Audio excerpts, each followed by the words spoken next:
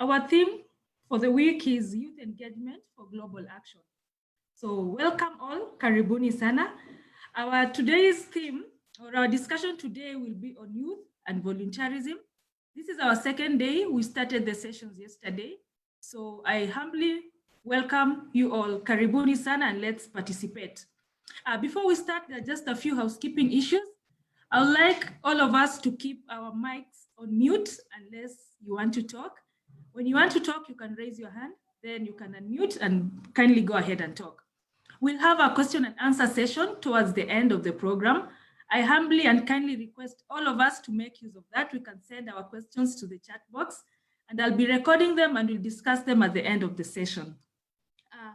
I'll take you through briefly the schedule for today and the speakers that we have. The speakers will again introduce themselves in depth when their time comes. We want to start today at 10 to 10 a.m. The session is to be led by the Africa for SDGs, where they'll be able to introduce their team. From 10 to 10:30, we'll have our speaker will be Julius Laurie, who is a social activist from Nigeria.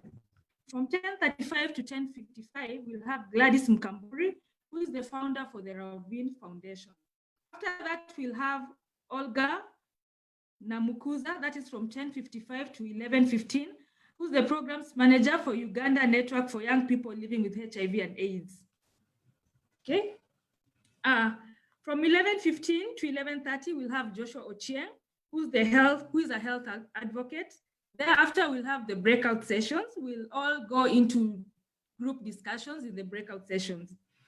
From 11:55 to midday, we'll have Sheila Salim, who is the chairperson for Youth for Sustainable Development in the Kilifi chapter. After that, from 12:15 to 12:35, we'll have Jacqueline Muriuki, who is the founder for the Sprout Initiative. Our final speaker will be Mary Wanjiru. Mary Wanjiru is a feminist. She's the coordinator for Activists Nairobi. She is also the task force member of comprehensive sexual education and also a human rights defender. We'll also have a question and answer session from 12:55 to 1:10, where we'll be able to respond to all the questions that you will have posed. So, karibuni sana, feel at home. Before we start, or before I give the welcoming remark, I want to hand over the session to the Africa for SDGs for them to introduce their team and to guide us on the expectations for the day. Back to you, Africa for SDGs. I think Katile or James can talk on your behalf.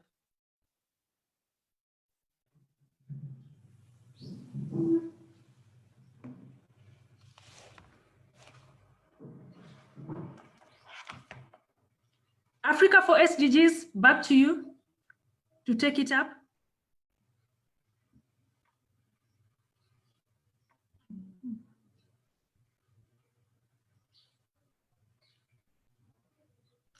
Okay. Africa for SDGs, yes, James, please take it up. Good morning, everyone. My name is James. It's a good morning in Nairobi, but chilly kidogo with some jua. So Africa for SDGs, thank you, Anne, for the time and for the chance to introduce Africa for SDGs. Africa for SDGs is a youth involving organization which deals with the young people between the age of 6 to 35. We are all over the continent in 34 countries and counting. Many of our programs are more into training and capacity building on SDGs and how we can implement the programs. As you can see behind me, we have a certain writing there that we do not have a planet B. So much more is on how can we engage young people and the youthful population in the continent to be actively involved in this transformative leadership and story about development, active citizenship. So I am not the boss. We have a director. I'm just just to introduce so that I can give the chance back to the moderator who is doing a good job to continue with the process. However, just to mention, our programs, we're partnering with the government of Kenya through the Ministry of Education, KEMI, to reach out to the young people. So when we were approached by the partner organization here, YOBA, We were very pleased to host this, and that's why we are uniting with the team and the young people so that we can engage productively and towards the transformative leadership that we need. I wish you a good day. I will be joining the discussion in some other time. So much more, yes, we shall share in details, but just to look into the population, why do we do what we do? As you can know, and as you know, Africa is the youngest population and the youngest continent. With this young population, if we don't engage young people towards a transformation and towards active citizenship, then they wouldn't even participate towards programs in their communities and countries. To do that, and we know from where we come from, what we are doing from the youth involving sector, where you are, we know young people are many. Imagine at this time when we have Corona, they're at home. And by the way, I don't know if there are those who are from other countries, because we have to keep this English, even though I'm tempted to use some Swahili. Moderator, what do you think? I keep it English, eh? We can translate for you. All right, thank you so much. So I was just trying to say that with the population that we have in Africa, and I would love to ask our IT guys to share that slide if we can share, just to mention why we do what we do, is because African continent, being informed by the fact that it is the youngest in the world, with Kenya, for example, at a median population of 19 years, Tanzania at 17, Uganda at 15, Somalia 17, South Sudan 17, Gambia 13 point something, Tunisia 29, South Africa 25. You find that this population is the youngest. And we cannot talk about leadership and development and peace if we are not engaging these people. And that's why we have the issue of what's up now? The reason we're talking about development today, and actually the mission, the 2020 agenda by the UN on SDGs, the global action, youth on global action. So how can we talk on action, youth on global action, if we are not engaging them towards transformation and leadership? So the reason we have this forum, and you guys are free to chip in, is to offer a platform for young leaders out here who are doing already programs back at home, at their communities, initiatives, in a way we call GLOCO. GLOCO is something that you're doing in your own community. It is a local initiative, but transforming the world globally. And we believe by encouraging and supporting the young people that we have, the leaders that we have, the initiatives that they are doing, when we recognize them and support them at that level and even engage, network them with the other leaders in the country and in Africa, then we are giving the opportunity for young people to develop. If you look at some of the proponents of the United Nations Resolution 250 on youth and security, they say very well that there are three things that we have to look at when we are supporting youth engagement on young people. They say, one, there's the power of connecting them, networking them. If we network young people, then they are able to do their best. They're able to support each other towards change, and they're able to use the skills that they have towards active citizenship. And that is one way we can engage young people on development.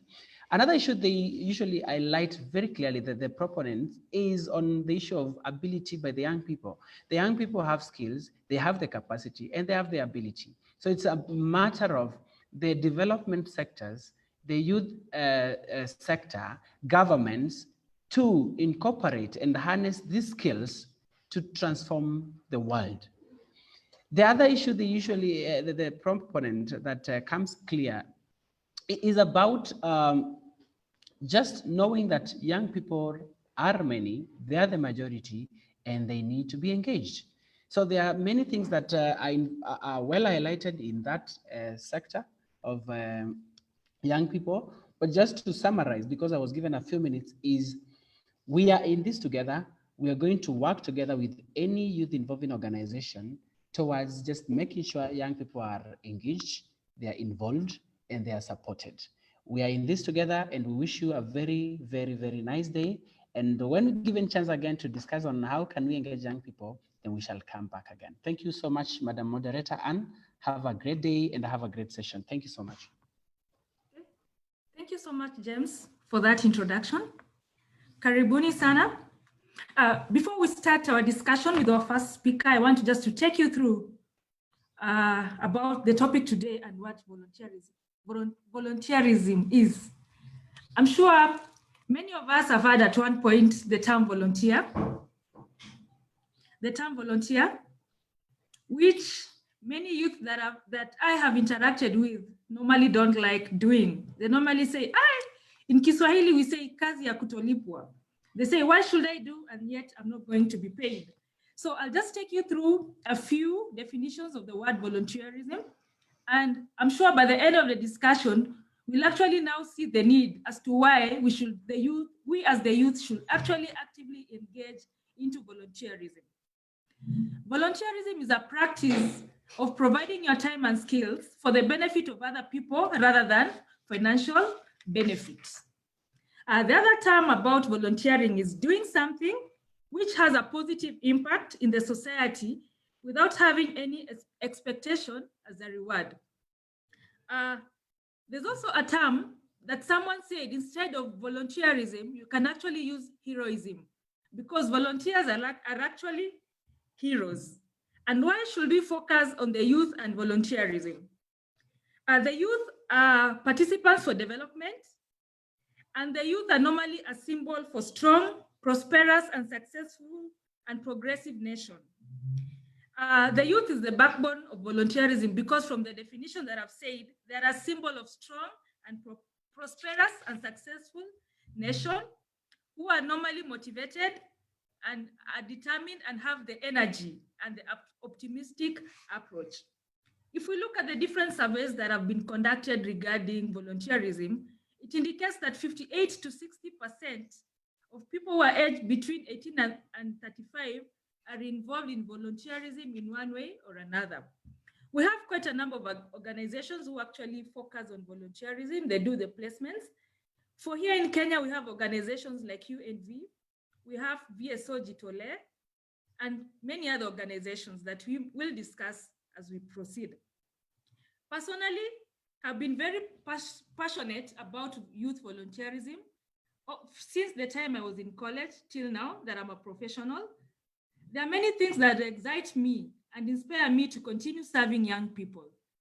Through the interactions, I have extended my professional and friendship networks. I've developed skills and had a lot of fun in the process. To say that you volunteer your time for a cause or an organization you feel passionate about is a very powerful thing. Volunteerism, in my own perspective, is certainly an experience that is essential for growth. I personally am a beneficiary of volunteerism. I've walked the journey until where I am currently. I started being a volunteer all the way when I was in college. My first placement I got through a volunteer organization. Currently, I'm in the monitoring and evaluation field. After my postgraduate studies, I joined an organization to offer my services. From that organization, I was placed in the monitoring and evaluation department. I actually want to thank the organization for the opportunity. That is CANCO, Kenya AIDS NGO Consortium. From there, that is how I started my journey or my work in the monitoring and evaluation field. Were it not for volunteerism, I don't know where I will be for now. Just to discuss more experiences about volunteerism, I now welcome our speaker for today, who is Julius Laurie. He's a social activist from Nigeria. He'll introduce himself and carry ahead with the session. We have 20 minutes per each speaker. So Joshua, welcome. Oh, sorry, Julius, welcome.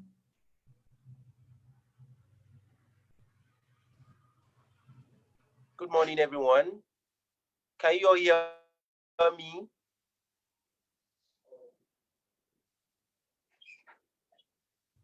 Yes, we can hear you. All right. Yeah. Okay. My name is Julius Laurie. I'm a social activist from Nigeria. I'm passionate about the vulnerable population, most especially young people who are out of school in rural communities. And one thing I'm doing differently is to volunteer my time to see how I can create access to opportunities for young people in rural communities in my country. And through that, I established an organization called a youth-led organization called Save African Future Leaders Initiative, which is a non-governmental organization that works to help young people in rural communities access quality education. And as we all know that the coronavirus pandemic has disrupted the educational scene. Okay, you can't hear me. We can hear you. Sorry, can you hear me now? Yes, we can hear you. All right. As we all know that the educational, the coronavirus has disrupted the educational scene. One thing I'm doing differently is to create a web application that can help young people access school materials while they are still at home. So I created a web app in March, and I have recorded over 1,000 users in different parts of Nigeria, young people in rural community accessing educational materials through their mobile phones, and that is what I'm currently doing. So it's a great privilege, sharing my experience or sharing some of my work in Nigeria with you today. And as you all know, that my topic for today is volunteerism culture. As you all know, that the theme for this year's International Youth Day is centered on youth engagement for global action, which seeks to highlight ways in which the engagement of young people at the local, at the national levels um, are really engaging national and multilateral institutions and processes. This is something that is very important. Youth engagement for action. We all need to be part of that movement. We all need to be part of that conversation. So if you ask me what is volunteerism, I started volunteering when I was still in 200 level, like I was still in my second year in school, and that's like 5 years ago. And it's been an amazing experience for me. It's been very awesome, learning from other people, learning from other young leaders in my community. And to me, I believe volunteering is a voluntary activity. It's like you volunteering, giving your time, giving your resources, giving your skill, to a particular cause, to something you believe in. So in my presentation here, I said volunteering is a voluntary act of an individual or group freely giving time, labor for community service. And if you ask me, that is one major thing we need right now in the world. We need so many young people to be out there volunteering their time, volunteering their resources, volunteering their expertise to make sure that the community is getting better. People are assessing needs, at this current time, because we are facing the coronavirus pandemic, and we need more young people to get involved. So if you ask me what is culture, we all know that culture is the idea, customs, social behaviors of particular people in the society. So volunteerism and culture is like you're trying to give your time freely. You try to practice your skill for free. Try to help other people, assess needs. I see so many young people working on so many things, addressing the sustainable development goals, quality education, poverty, climate actions, and all those things. So I see so many young people taking action in their various communities. They are volunteering their time. They are volunteering their resources, which is becoming a culture, which is becoming a norms in various communities in Africa. So why should you volunteer? From my experience, for me personally, I started volunteering because I want to change so many things in my community. For example, in my community, we have so many young people who are out of school. They don't have access to learning opportunities because they can't afford it. So I feel, okay, this is an injustice. How can I bridge this gap? How can I come up with a solution to help these less privileged people to access education? Which is what led me to volunteering, which is what led me to giving my time, my resources for free, helping so many young people in my community. And I've been doing this for more than 4 years right now, and I'm still doing it because I'm enjoying what I'm doing. So I started volunteering because I want to fight for a just cause, help young people access quality education. And another reason is the process of volunteering, you start growing professionally. You will start learning some new skill, which is something that can help you harness opportunities, which is something that can help you connect with other young leaders. So the major two reasons why you can start volunteering is, first of all, to fight for a just cause, to join the global action, to be part of a movement. The second reason is for you to see how you can grow yourself. You can groom yourself to become who you want to be. Through volunteerism, you can groom yourself by learning from people, learning from the organization you are working with, which is very important. From volunteering, I've learned how to speak in public. From volunteering, I've learned how to write proposals. From volunteering, I've learned how to do evaluation. From volunteering, I've learned how to start writing blogs and all those things. These are things you can't just learn overnight, which has helped me grow professionally.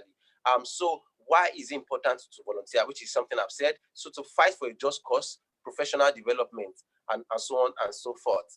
Volunteerism promotes global action. As we all know that there is a major movement in the world right now, Black Lives Matters, which is not just something in Africa. It's something in the United States, it's something in London, it's something in different parts of the world. It's a major movement. It's a major trend right now. The Black Lives Matters. It's an action. It's a global action. It's happening in Nigeria. People are protesting. It's happening in South Africa. It's happening in different parts of the world. This is a movement. We need young people to come out and be part of this process to lend their voice. The Black Lives Matter. This is something that is important. And also, you see so many rape cases. For example, in Nigeria right now, we are recording so much rape cases in the community, and it's increasing every day. It's something that is scary. And now we want so many young people in the community to start raising their voice, to start raising their voice to government, to start writing about these things, to start sharing their stories through social media or through their blogs or through any medium of communication. This is something that is needed for us to achieve that global action, for us to achieve that effect, that ripple effect in different parts of the world. This is Africa. I'm in Nigeria. I'm talking to some people in Kenya. I'm talking to some people in different parts of Africa. It's essential that what I'm doing right now here in Nigeria can be replicated in different parts of Africa, and for that to become a global action. We have seen hashtag climate change, climate action. It's a major movement in different parts of the world. It has grown from just a conversation to become a big conversation globally. People want to know more about climate change. They want to take action. So that is one thing volunteerism helps us to do. And I'm moving on. So what are the benefits of volunteering? It provides you a sense of purpose.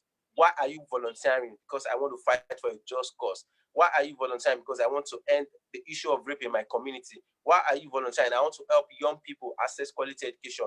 Why are you volunteering? I want to help the less privileged access opportunity. Why are you volunteering? Because I don't want any issue of climate change to affect my community. So these are major issues. Volunteering helps to give a sense of purpose. In that process, you discover yourself. Like what the moderator was saying, she said she started volunteering when she was in college, and from volunteering in college, she was able to get opportunity to work with some organization, and now she's in the monetary evaluation department, which has helped her grow professionally. And that is one thing volunteerism can do to you. Volunteerism gives you opportunity.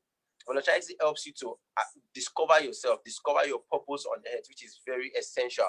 Volunteerism helps you increase self-confidence. It's important as young people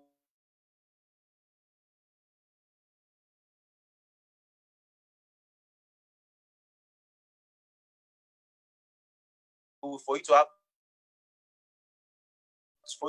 to achieve a global action. You must do it. You must believe that you have what it takes. It helps you to develop that. I spent all the resources I have to create a web application to help young people access this education. I could not, afford some things during that time because I spent all I had on that project. But guess what? When I saw the impact of what I was doing on people in my community, I saw the impact of what I was doing on young people on the street. I saw the impact of what I was doing on different people in different parts of my country. I was so happy because I feel great because I'm doing something in my house and it's helping someone in another community. I'm doing something here, is helping someone in another community. And the success story of this project is something that gives me joy. It helps me feel great. It helps me have that sense of fulfillment that I'm doing something that is really amazing. And it makes you to learn new skills, like I mentioned. It connects you to like minds. It connects you to like minds. For example, on social media, you can check me at Julius Laurie. I lead a group of young people in Nigeria here called the Young African Leaders Initiative, the Yali Network in Nigeria. I'm the former state coordinator for Yali. And through the Yali Network, we have about 1,000 young people who have signed up. Through that, we have had the opportunity of connecting to like minds, people who believe in what you believe in, people who understand what you understand, people who want to support you, people who want to give you resources, people who want to support you one way or the other. So volunteerism helps you connect globally. It helps you connect on social media. It helps you connect on various platforms with people like you, which is very essential. When you see people like you doing amazing things, when you see people like you standing for the rights of others, it inspires you to do something in your community. It inspires you to take action, which is important for the global action. If you are not taking any action right now, it's not something that is good, because our future is at stake right now. We need to stand out for something. We need to fight for something. We need to fight for a just cause, which is important. And that is one thing volunteering can do for us. So what are the challenges you can face during volunteering? Number one, you can, for those in the front line right now, for the medical workers who are volunteering, for the people who are giving aid, they are putting themselves in the front line, putting themselves in danger. So some of those are the challenges you may face, because you may put yourself in danger to some things that naturally may not happen to you. But one thing about volunteering is the sense of joy, the sense of fulfillment in doing that thing, the sense of happiness, helping people to discover themselves, helping people to access needs, helping people to, get things done. It's important. Another thing you can face is people may not believe in you. The community you are working with may not believe in that vision. They may not believe in what you're trying to achieve. Maybe you want to create a system in the community to help people access opportunities, but they may not believe in you. You may not be supported in the beginning. But trust me, consistency, once you keep doing this thing and you are consistent about it, you are known for what you are doing, you have integrity, you don't do like, you don't just say something you can't do. Over time, people tend to believe you. When I started volunteering, nobody believed me, because I was consistent. For more than I was consistent in the action, I kept on doing. I tell stories of what I do on social media. You can check me on social media. I tell stories of what I do. People started seeing what I'm doing, started bringing more opportunities to me. I have opportunities to meet great people. I have opportunities to speak on national TV stations. I have opportunity to share my work with people. And that is one thing volunteerism has done, because I kept on being consistent. I never look at the challenges. I want to achieve a better community. I want young people in my community to access education. Education is like the most important thing for me, and that is why I'm standing for it. I'm fighting for that just cause. And because I am consistent over time, people tend to believe, but I create a new community of people who believe in what I do. And right now, I can tell you for free, in Nigeria, in Lagos right now, I'm one of the youngest person that has that recognition. I'm one of the young people that is known for what he's doing, because people know me for what I do because of my consistency. Another thing you may face is the challenge to effect change, the challenge of difficulties of effecting change. I hope you can hear me. The challenge is to effect change in your community. For example, the climate action, the climate change thing we are talking about. When you talk about climate action, people don't believe in you. What do you mean? Look at this small boy telling me about climate action. But because you have the information and you want to change their orientation about climate change, if you keep doing that thing over time, you may not get their support in the beginning. But when you keep on doing it, when you keep on preaching it, when you keep on telling them about this, they over time understand what you're trying to say and try to believe you, which invariably affects their behavioral change to what you're talking about, which is very, very, very, very, very essential to growth, or to African movement, or to African growth in general.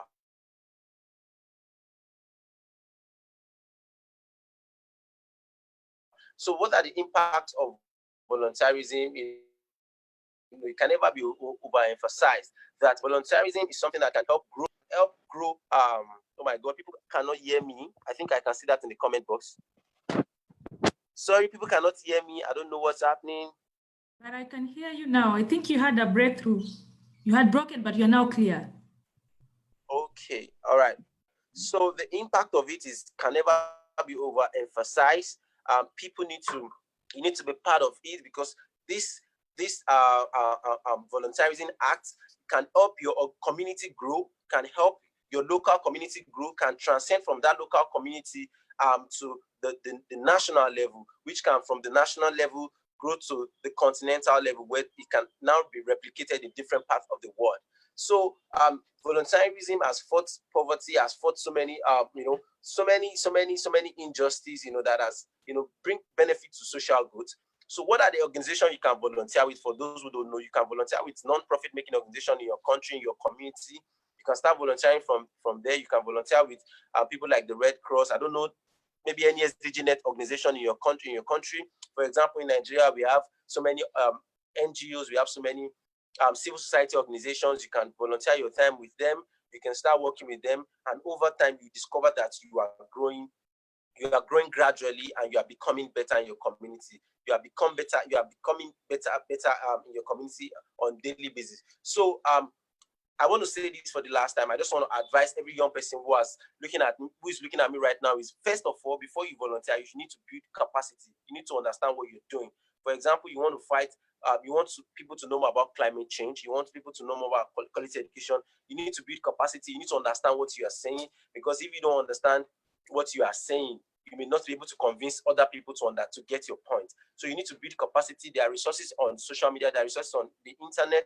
There are resources on YouTube. You can read about this. You can read about so many things you want to fight for. And trust me, the consistency of that will lead to massive impact. The consistency of that will lead to the global action we want, which is not just in your community, which is going to be like little action in different communities that is now creating the change generally, and it's becoming a global action. It's becoming a global trend. It's becoming a global possibility, which is something that is important for our future as young people in Africa. Africa is one of the best places in the world. We have the youngest set of people in the world right now, and I believe the change can start from Africa. The change can start from here. So let me end by saying this. I think my time is up. The change you're looking for is you. You have to be the change in your community. You have to stand for something. You have to fight for a just cause, and it's important to start now for us to achieve the global action. Thank you so much for having me. Thank you so much, Julius. That was very powerful. It has really touched a number of people. I can see from the comments. There are quite a number of comments. People are really impressed by what you're doing, by what volunteerism can do, the effects. Really appreciate your session. Thank you so much. I can see someone's hand up. That is Steve Mwema. Is it a question or a comment, Steve? Before we go to our next speaker. Steve, your hand is up.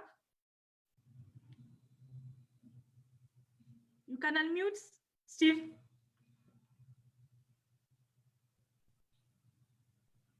Okay. Steve, or maybe you can just put in the chat box. I'll be able to capture it. Yeah. And okay, it was a comment. Okay, please. It was just a comment, please. Mm-hmm. Yeah. Just give your comment. Go ahead.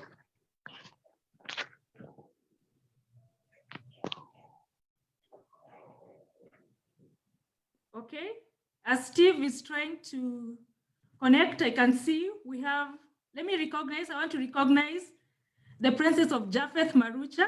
Japheth is actually my brother. I'm so glad he has joined. He's from the US. Karibu sana and welcome to the session. He's actually at work and at the same time watching. Glad for that. Steve, you can kindly maybe put your comment on the chat box if you're not able to talk.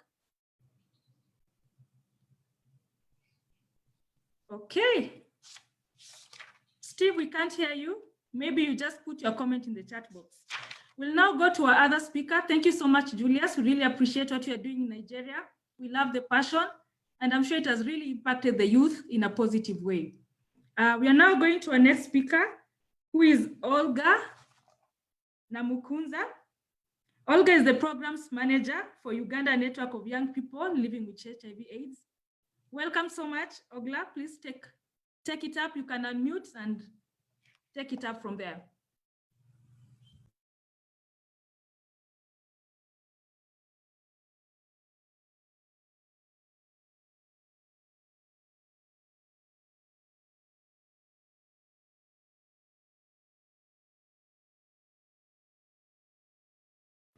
Olga, please take it up. I can see you're there. Please unmute and just go ahead.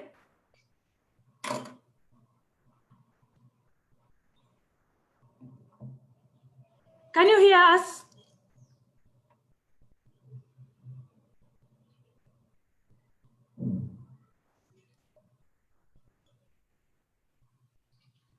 Okay, we seem to have lost her. I hope she'll be able to rejoin.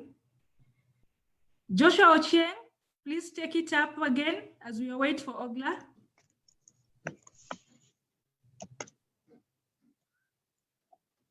Good morning, everyone. Morning. I hope I'm loud and clear. Yes, you are. Thank you. My name is Joshua Chang. I'm an AYP health advocate from Kenya, and relatively I've been involved in advocating for the rights of young people living with HIV. So I began my voluntary job in the year 2013 when I was still in secondary school. And my major role was to really assist the pediatrics who are not getting easy job in terms of undertaking their pills and navigating through the health systems. So my first duty as a volunteer was to conduct PSSGs and do follow-ups for these pediatrics. So when I completed my secondary school course, then I had to take now a peer leadership role now to begin the advocacy world. But then to begin with the volunteerism, it's a very key aspect because I was engaged in the facility. And the first moment I was engaged in the facility, I was really looking towards young people's concerns. And I was really looking towards the young people living with HIV. But I realized that there are so many diversified issues that young people really face during their normal routines.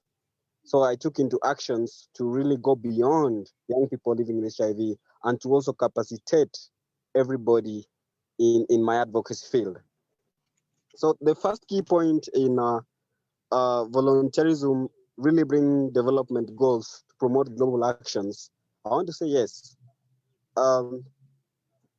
We need to look at what do we want to really achieve. And for these, the young people who are here, we need to know that if young people's agendas, if young people's issues are not met, then we can't blame the government, we can't blame organizations, we can't blame civil society organizations. But we, the young people who are empowered, really need to push for these agendas to be placed in the table and for discussions. So probably we have a lot of discussions that really need to be looked upon. Currently in Kenya, where I come from, and from the county I come from, that is Homa Bay County, there are high cases of teenage pregnancies. And why are these cases there? Because of inadequate involvement of young people. We keep on calling young people, nothing for us without us. We keep on asking, how can we engage young people? How can we be engaged in all these that we want? We keep on requesting that we need to be engaged. There are so many programs that are being undertaken to really curb the teenage pregnancy within the county, within the country as well. And then there are so many strategies, but where are the young people when it comes to implementation, when it comes to designing of these strategies, designing of these policies to really address some of these issues of young people? So in my volunteering job, I have done a lot in terms of trying to advocate for these young people, trying to look at what are some the issues that young people really undergo in life. How can we handle this? Now, why should one really volunteer? Number one is for a programmer, especially from the United Nations, agencies, organizations, NGOs, civil society organizations, they might not be able to learn. They might not be able to know the challenges that young people really face if they are not on the ground. So for us as young people, we know and we see and we hear what concerns young people really have on the ground. And if we can't volunteer in programming, then it means we are not going to raise these issues to the programs. I really want to bring out a reference from the manner in which HIV response programming is being done currently. There's more engagement of young people, but then we still need to prioritize the more inclusivity of young people. So one importance of volunteering is to capacity build young people in terms of getting skills on how to handle some issues.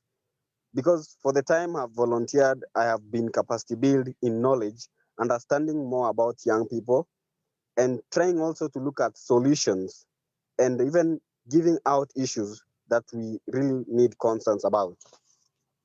So merits of volunteering, number one is looking at towards urgency issues. Currently, we are under a very, very key global pandemic that has been has made us ravage the entire health system. But then, where are we? People are dying. We are losing people. And where is the young people? In Kenya, where I live, young people constitute to the highest population of the country. And if we lose the productive part, then we are going to lose most of our young people. Then we are going to lose most of our concerns. So in as much as we need a lot of issues to really bring in a key concept, then we need young people to come in and volunteer to address some of their issues, to volunteer to help navigate issues and mitigate all the priorities of young people. So for me, I'm a volunteer in the HIV field. I volunteer with an organization known as EGPAF. EGPAF works in Kenya, and it's worked in Africa, in 11 countries. Its headquarters is in United States, Washington, D.C. So my major role is I've volunteered with them to implement certain projects in Kenya. The first project was called Safe Project. That was dealing about navigation of adolescents and young people. Then the next project was also called Red Carpet. It was also dealing with adolescents. And currently, I'm also a member of KAYA. KAYA is referred to as Committee of African Youth Advisors. So we tell them what we want for young people. So we try to design the programs for young people, and then we tell them how they need to be implemented, how they need to be monitored and evaluated as well. So one of the disadvantages that sometimes we often have is in terms of capacity building.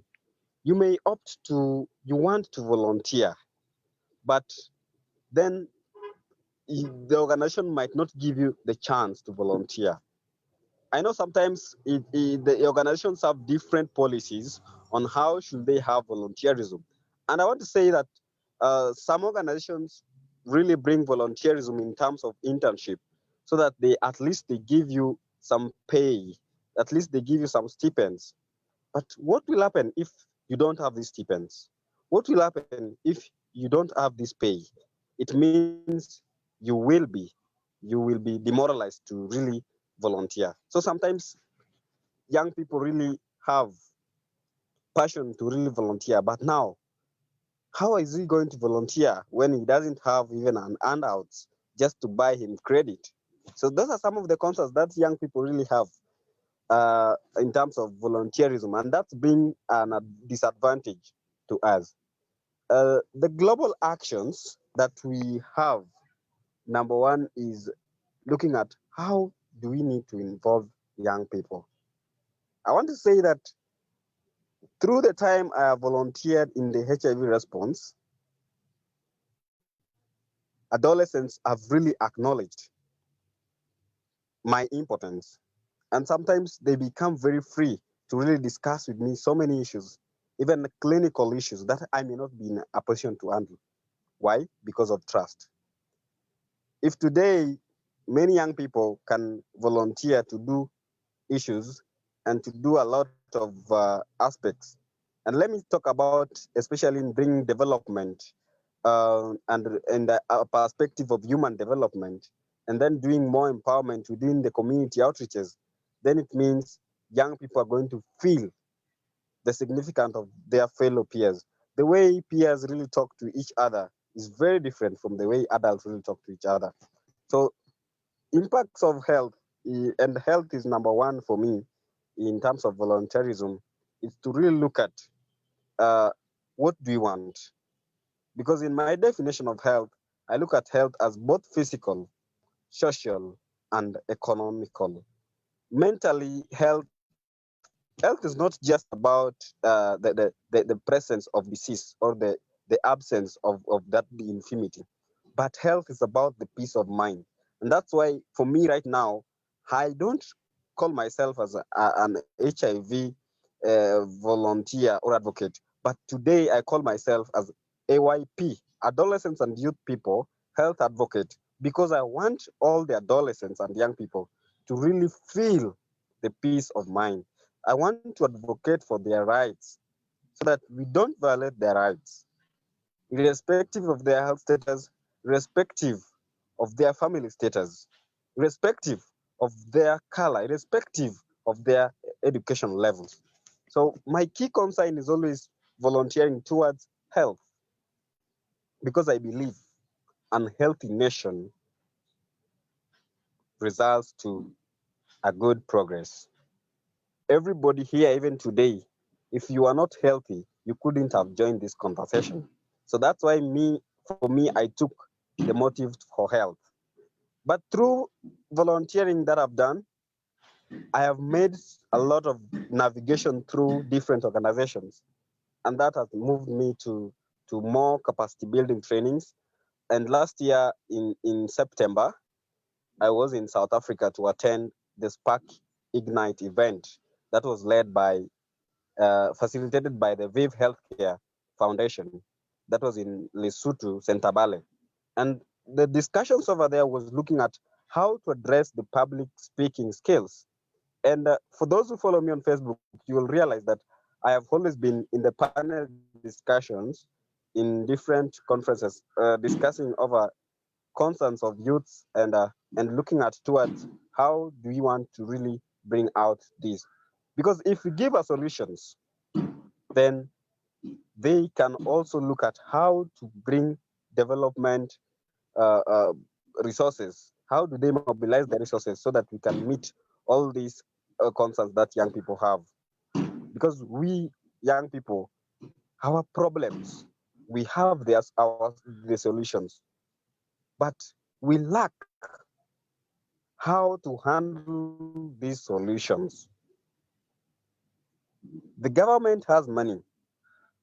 The government has resources to really look at education aspects of young people, to really focus on health issues of young people. But how is the government going to know that these young people in a particular area requires this? So one thing that will do that is through volunteering to do something. Today, if we look at back way in African time during the colonial period and now, there's a slight difference. Young people have come up to volunteer and form foundations, form organizations, form networks, of which today I'm a member of Southeast Kika Network. I'm a member of Youth Advisory Council for Health, where we come out and say, today we want to do this Twitter drive. We want to do this report so that we look for resources and try to look at this. People here talk of the menstrual hygiene.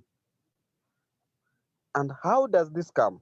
Because our young girls have realized the importance of menstrual hygiene. They come out and speak for themselves. They come out and speak for themselves so that the government can hear them. Because if we don't speak for young people, then the government might not know what is happening in a particular region. So when we come to economic development, there's a very key point that we really need to look at. And economic development really looks at how to earn a living.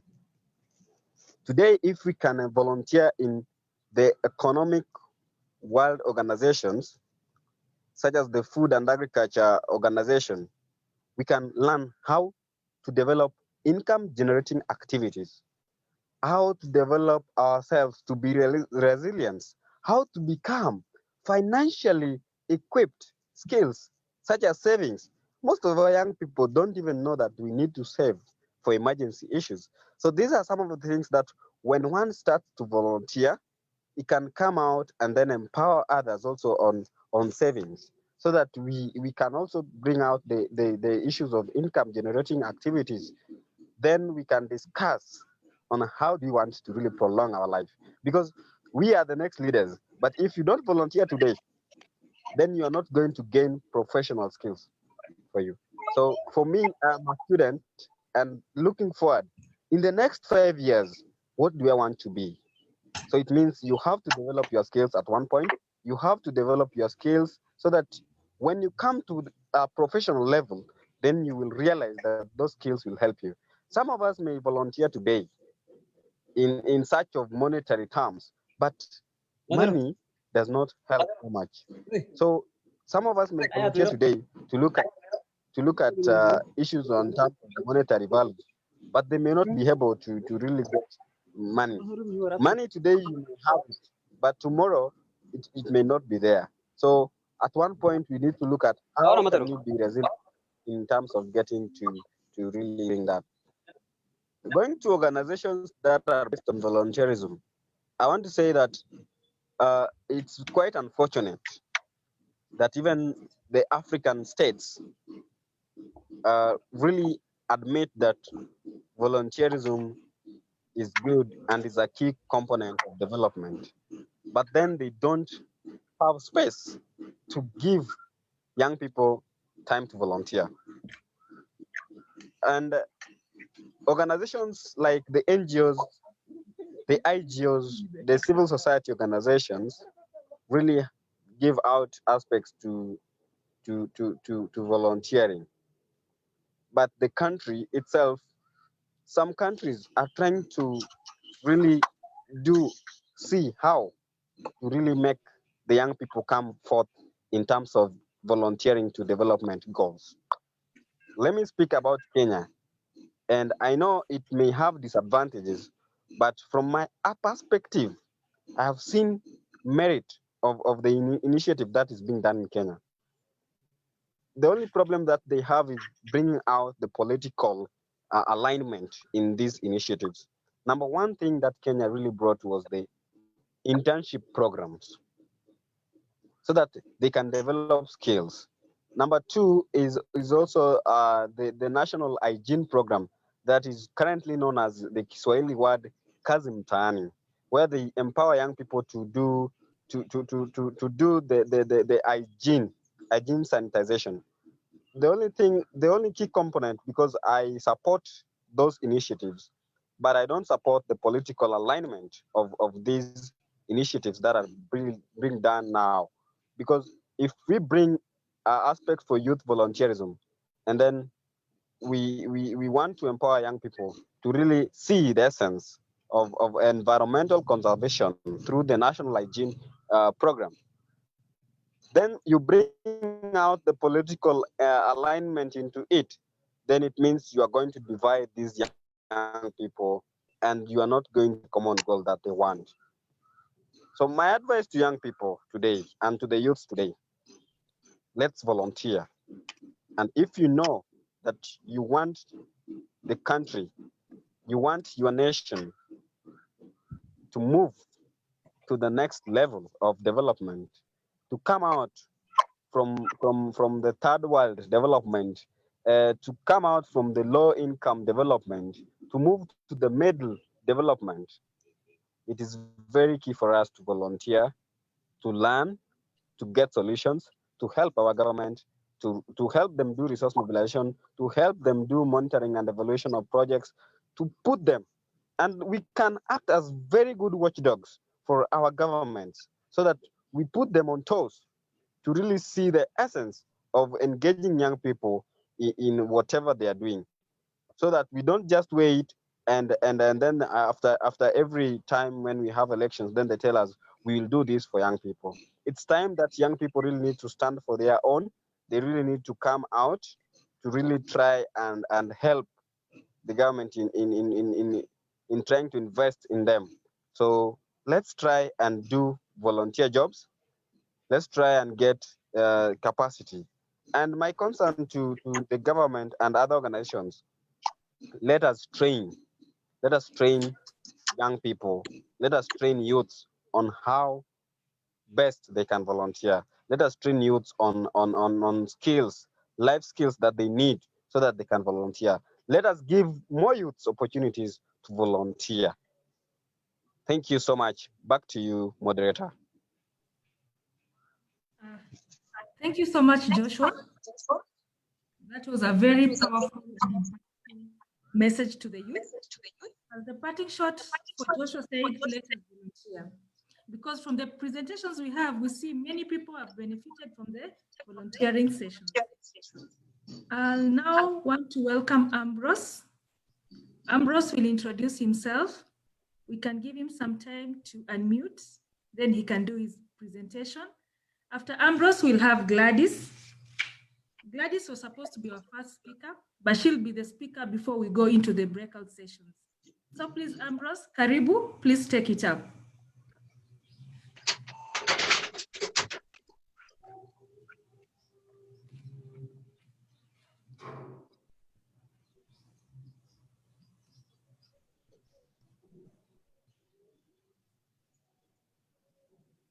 Ambrose, can you hear me? Can you hear us?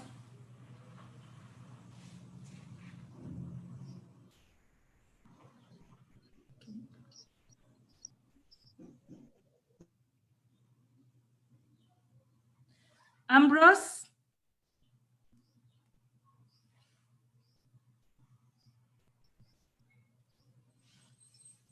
Hello, everyone.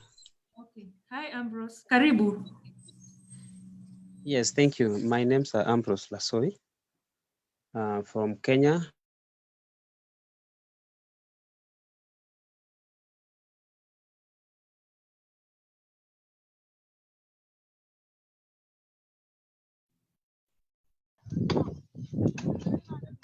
Ambrose, we seem to have lost you. From an organization called Pinker Foundation. So members see me getting out of the Sorry, Ambrose, are you able to put your video on? If you can.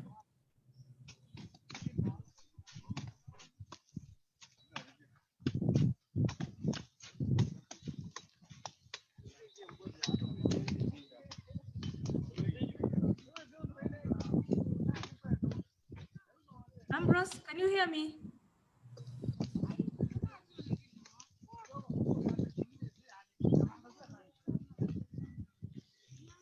Hi, Ambrose. Can you hear me? We need to give Ambrose quite some time because he needs to put his braille on. So that's why we are giving him some time so that he's able to share his screen. Ambrose. Okay. I request that we proceed to Gladys as Ambrose is setting up, then we can come back to Ambrose.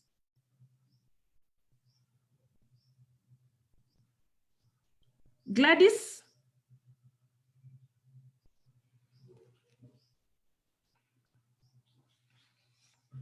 Are we having network challenges or are you not hearing me? Please, Gladys, go on with your presentation. Ambrose will come after you.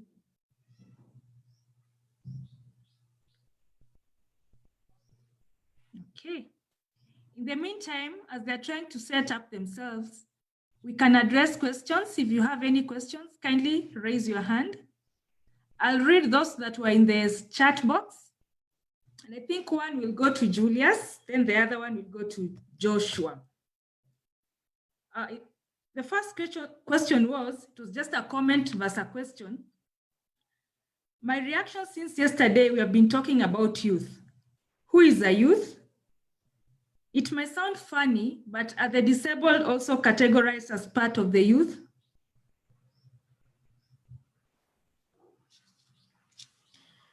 Joshua, are you willing to take that up?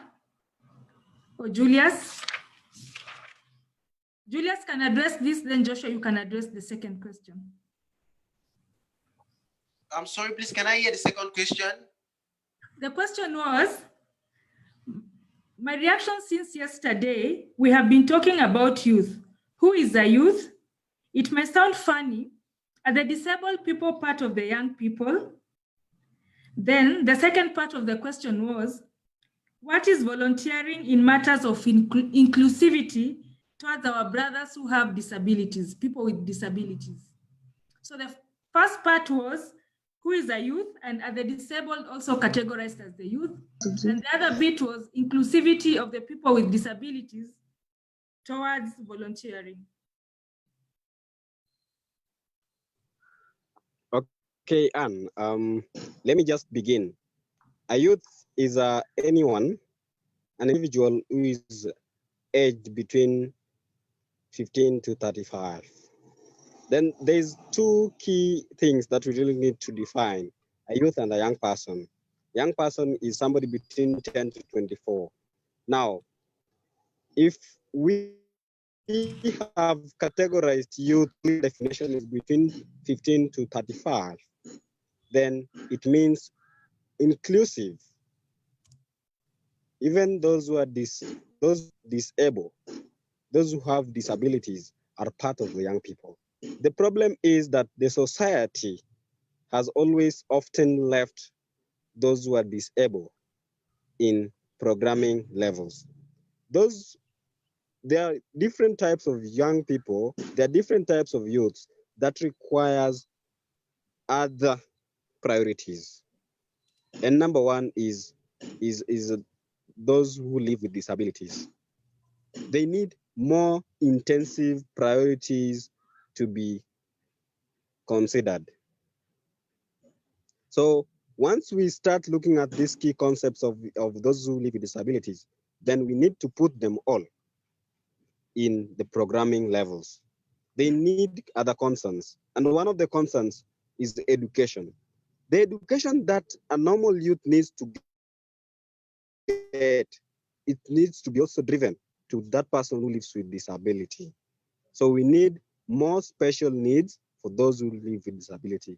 We need to advocate for their rights not to be violated, so that we also give them the respect and dignity that they really need. So when it comes to inclusivity, we also still, and I want to say that in Kenya, we have departments that deal with people living with disabilities. We need to involve them in their challenges and in addressing their solutions, so that we don't leave them behind. We don't just design policies for them and then we want to implement policies for them as well. We need to put them in all those strategies. So even if it is issues on wheelchair, we need to bring and ensure, do they want it? Do they want to really have this as a solution? So we need to bring all of them. We need to bring representations to even the boards. And we need to have in each every board, in different parastatals, we need to have somebody who stands for those living disabilities.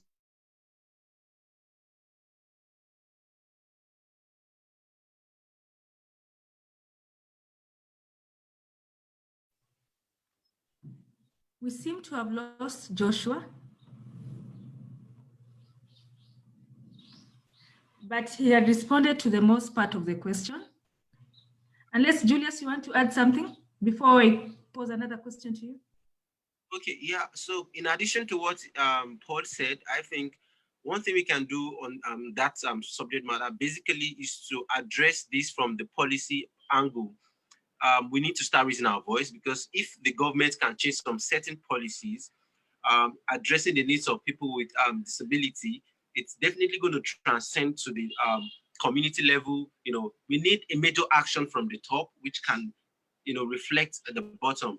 There need to be a lot of policy formulation, how to treat people with disability, the kind of vehicle that, like in my country right now in Nigeria, there are some things we're doing in Lagos.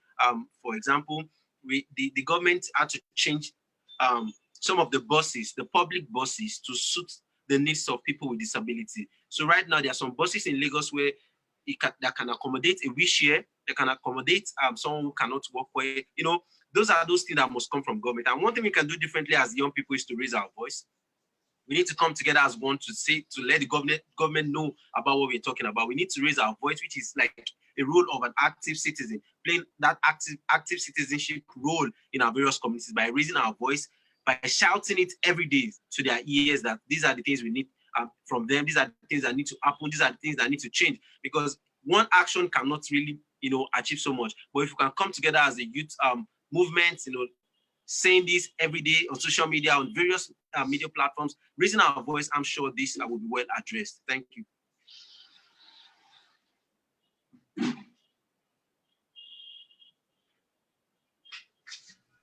Thank you so much, Julius and Joshua, for that. I think we can address one more question as Ambrose is getting ready. The other question is, adequate and reliable resources is one of the chronic challenges youth face, especially in the local setting. How can we channel sustainable development and empowerment efforts, especially for the youth? I'll repeat, adequate and reliable resources is one of the chronic, I think she meant inadequate and reliable resources, is one of the chronic challenges youth face, especially in local settings. How can we channel sustainable development and empowerment efforts, especially for the youth? All right. So in my opinion, this is my perspective. First thing, based from what I'm doing in Nigeria right now, we don't have the resources as young people. We don't have the money. We don't have the support. But one thing I try to do is to look at what I have. What are those things I have? For example, we have the social media. You have access to the social media. Can you start telling stories of some of these injustices in your community on social media? Can you start writing about these things? Those are some little resources you have. So you have to identify what you have. You can't get everything at once. But what are those things that I have right now? What are those things I have that can help me get this thing out there, that can help me attract more support? One thing you can do is to start from where you are in a little way. Don't think you want to impact 1 million people at overnight. Those things does not exist. You have to start little by little. What I did when I started 5 years ago was to start talking to people in my community, trying to know what I can do to create a response or a solution to the problems. And one thing I started doing was to document this process. I started posting about it on Facebook. I started writing about my engagement on Facebook. Through writing on Facebook and all those things, I started getting likes, so many likes. I started getting people reposting. From there, I started getting people who want to support me, who want to see some of the things I'm doing. So one thing you have to identify as young people is you may not, for some of us that are unemployed, you may not get the resources you need to achieve what you want to achieve. But one thing you can do is to look at what you have. I'm sure we all have a phone, you have internet. That is an amazing resource you can use to talk about what you're doing or what you want to do that can attract resources. And with consistency, trust me, opportunities will look for you. Opportunities will definitely look for you wherever you find yourself. So one thing I just want to say is you need to focus on what you have to achieve what you don't have. And what are those things you have? You have to look at them. Okay, I have a phone, I have the internet, I have the social media. I can tell stories of what I'm doing through storytelling. I can share some of my work and to connect with like minds in different parts of the world. And through that, you can access resources. There are so many resources online. You can access resources, you can access support. And I'm sure with that, it will help you grow professionally, to achieve more opportunities. We have so many fellowships in different parts of the world. We have so many opportunities that can come, that you can achieve, that you can get, to become somebody who you want to be. There are so many opportunities in different parts of the world. There's so many things you can do through social media. You can see so many things. You can join so many networks. For example, in Africa, we know about the Young Africa Leaders Initiative, the Yali Network. It's a huge resource of young people in different parts of Africa, that is sponsored by the US Department of State. If you sign up to join that kind of movement or that kind of network, indirectly you'll be learning from people, you'll be seeing what they are doing in their various communities, and you can collaborate. There's another thing we need to learn is collaboration, working with people. What do I have? What do you have? Can we work together? You can't achieve so much in isolation. You can't achieve so much in isolation. You need to learn how to collaborate, work with people who have some resources, come together, and then you can start doing so many things. Thank you so much.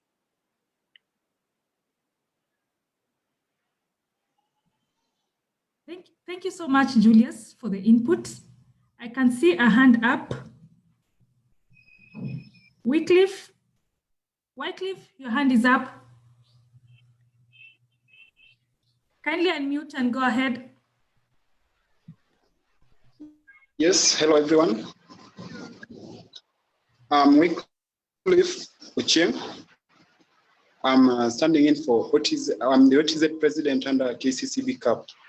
So, ladies and gentlemen, there was a concern on the issue of resources, whereby you find the youth or the young people, we lack the resources that we need to, that can help in our activities. Actually, my concern is that as the youth, we need to come together. We use whatever we have, just the way Julius said before. We can use whatever we have so that we start some like with income generating and get themselves, that youths can get themselves in, that can help us to attract some kind of income. And through such incomes, we will be able to carry out our activities with a little concern for maybe other people. We talk of the government, when political is now becoming a cancer in the youth development programs. But what is when we as the youth, when we come together, come on and start working on it, practically it will attract these other people outside, even the politicians. When you doing something good, automatically they will come in to support you in any way that they can. So it's not only a matter of sitting back, relaxing, and maybe complaining about the government. It's all about us as the youth coming together. Let's come up with income generating activities that can help us find something, and we continue together. Main thing, let's be united. Thank you so much, and I'm very happy about the conversation going on. Thank you so much, Wycliffe, for the input. Really appreciate. Hakim Abdallah, I can see your hand up. Please go ahead. Abdallah, your hand is up.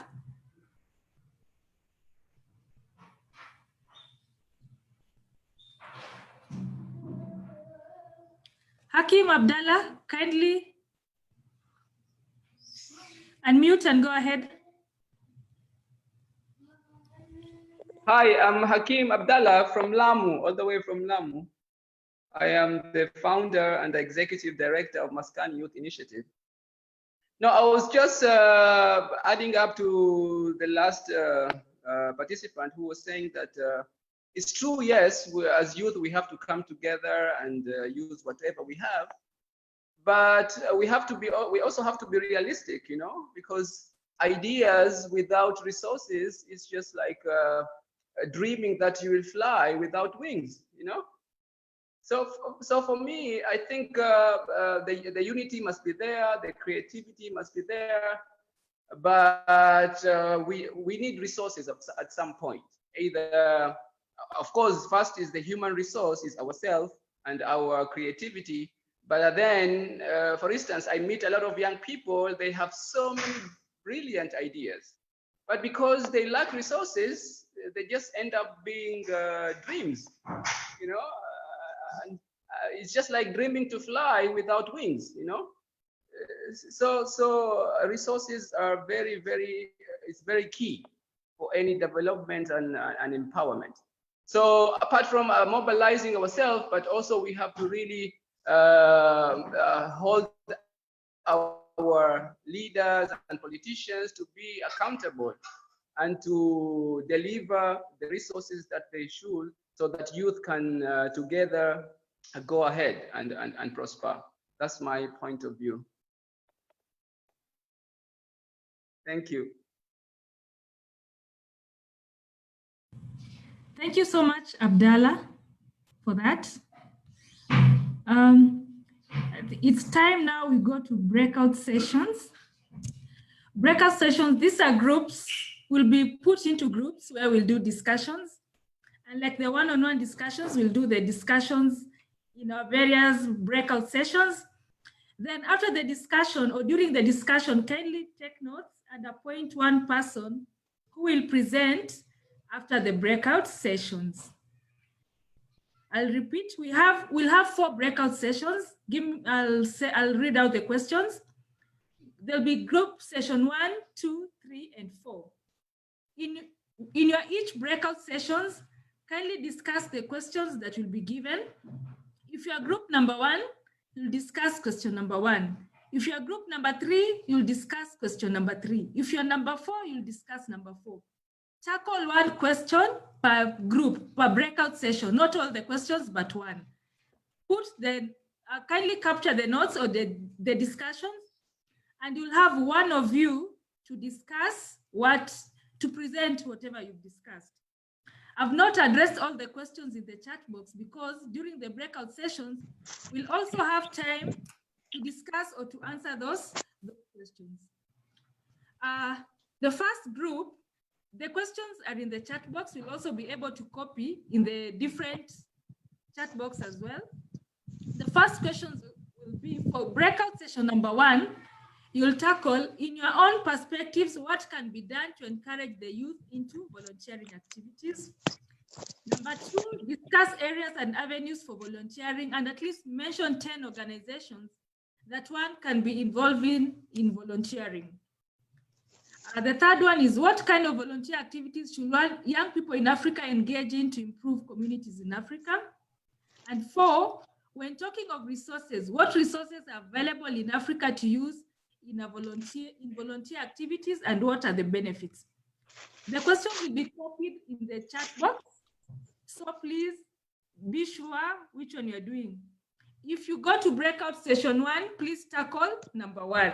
If you go to breakout session 3, tackle 3. So be sure which breakout sessions you're going in and check on which question to address in the chat room. The breakout sessions will take 20 minutes. So after the 20 minutes, we shall be able to come back to this main forum and discuss. So I think I'll hand over to our host to set us up in the different breakout sessions.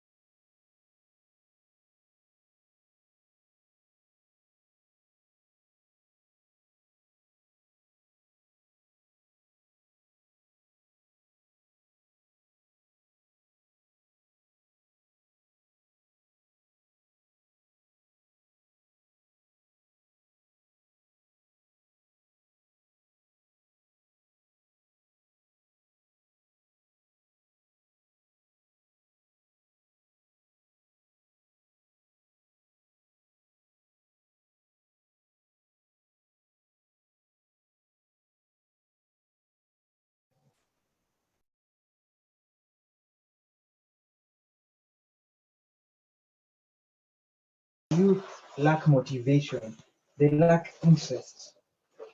But how do we get them back? How do we get them from that state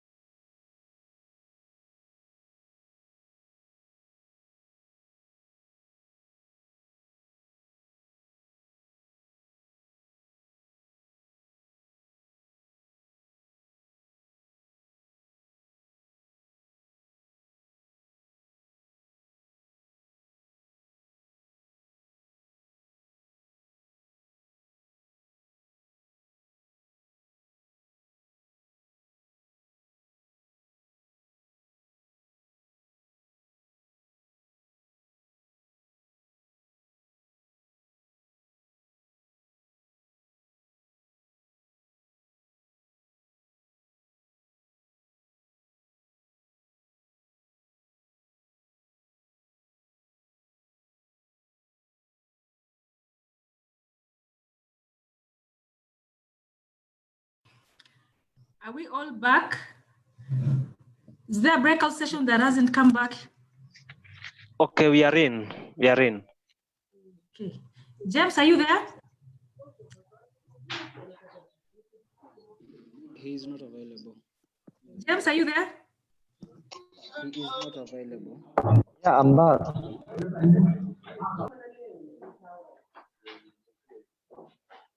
Sorry, James.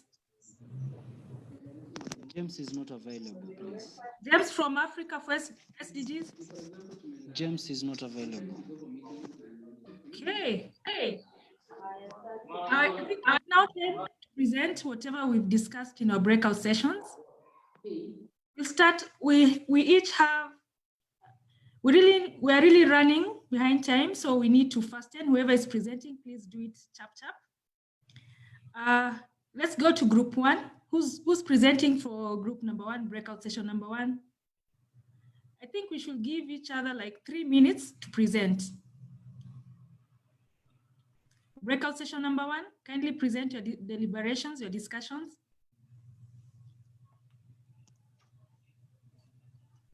Okay, hello, my name is Salim Kombo, and I am from Access Education International, and from Group 1. So our question was, why are the youth not participating in volunteering activities?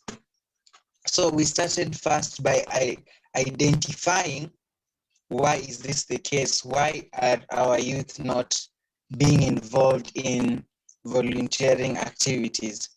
And our first point was education system is the first challenge because it's more of knowledge-based. You are taught to sit in class, learn this, process it, and then an assessment comes and you're told to, and it's supposed to gauge your understanding of that. So there isn't much of volunteering even in school. You're not told to do, to get yourself out there, to do this, to do that. But we also find that in schools like Alliance, who have such initiatives in their programs, are doing actually well. And this is something that needs to be done in all schools so that we can have our youths to be able to do that. The second thing is they feel they're doing a donkey business. Once they get themselves into that position of volunteering, they have to do this. Like, if I can give my example, I used to work for Safaricom, and while working for Safaricom, I used to use my credits to contact them or to link the customers with the main server. And for me, that was also a challenge because I felt it was more of a loss on my side. There was no motivation to keep me going, as it felt like it was only you're doing donkey business. Another thing is when you have financial constraints and you get to volunteer, you want to feel you're able to cater for your financial needs. Then there was also nature of activity.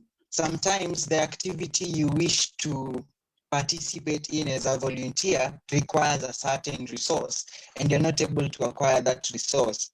So when that happens, you're demoralized. So it demeans your interest. You do not wish to continue. Then there's the lack of motivation. The youth have no motivation to get themselves involved in these activities of volunteering. They do not want to be, they do not want to get themselves involved. They don't have a self-drive. There's no internal motivation. Then after that, we discussed on ways we can get our youth to participate, ways or why they need to get themselves involved in volunteering activities. So there was individuals who help with investments, well-wishers who maybe link up the organization and the volunteer by maybe chipping up on the resources that this volunteer needs. And then we also have a primary one, which is change of the mindset, where you see we have this mentality. Once we're done with school, we immediately get a job because we know that's why we're in school. So when we have that mindset change, it really helps. And then there is what drives you. We need to have that drive. When you have the drive, you know where you're going, you know where you want to plug into, you know that specific area that you wish to tap into. And then there's the willing, there's that calling. So you have that internal motivation to get you there. That's why you want to participate. That's why you want to be involved in this volunteering activity. Then also we talked about reaching out to the youth, because they are not participating because they feel there's so much stereotyping, there's so much demonization of the youth.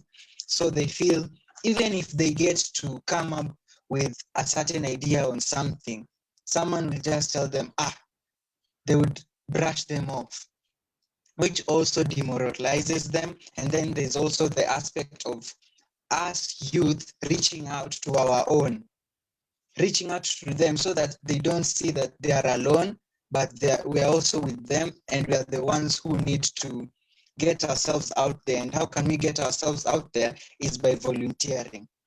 Then we have still on the issue of stereotyping, even if we're already classified as or stereotyped or demonized, we have youth who are responsible, youth who are not into these funny businesses, who are not doing illegal things. Now we can have this youth to stand up for the rest and showcase to the world that indeed we have the potentials, we have the capacity, we can do this, and it is only a minority who are doing things that are not beneficial in the society. So amongst these are the things that we discussed in our breakout room 1. Thank you so much, Salim. Is there anyone in the group who would like to add something? If not, kindly let's proceed to group number 2. Breakout session number 2. Remember, we only have 3 minutes per group to present. So breakout session number 2. That was my group, please.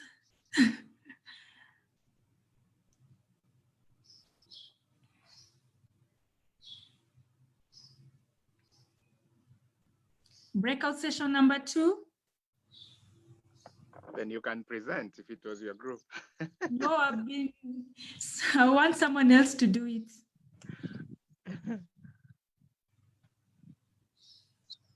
Lydia?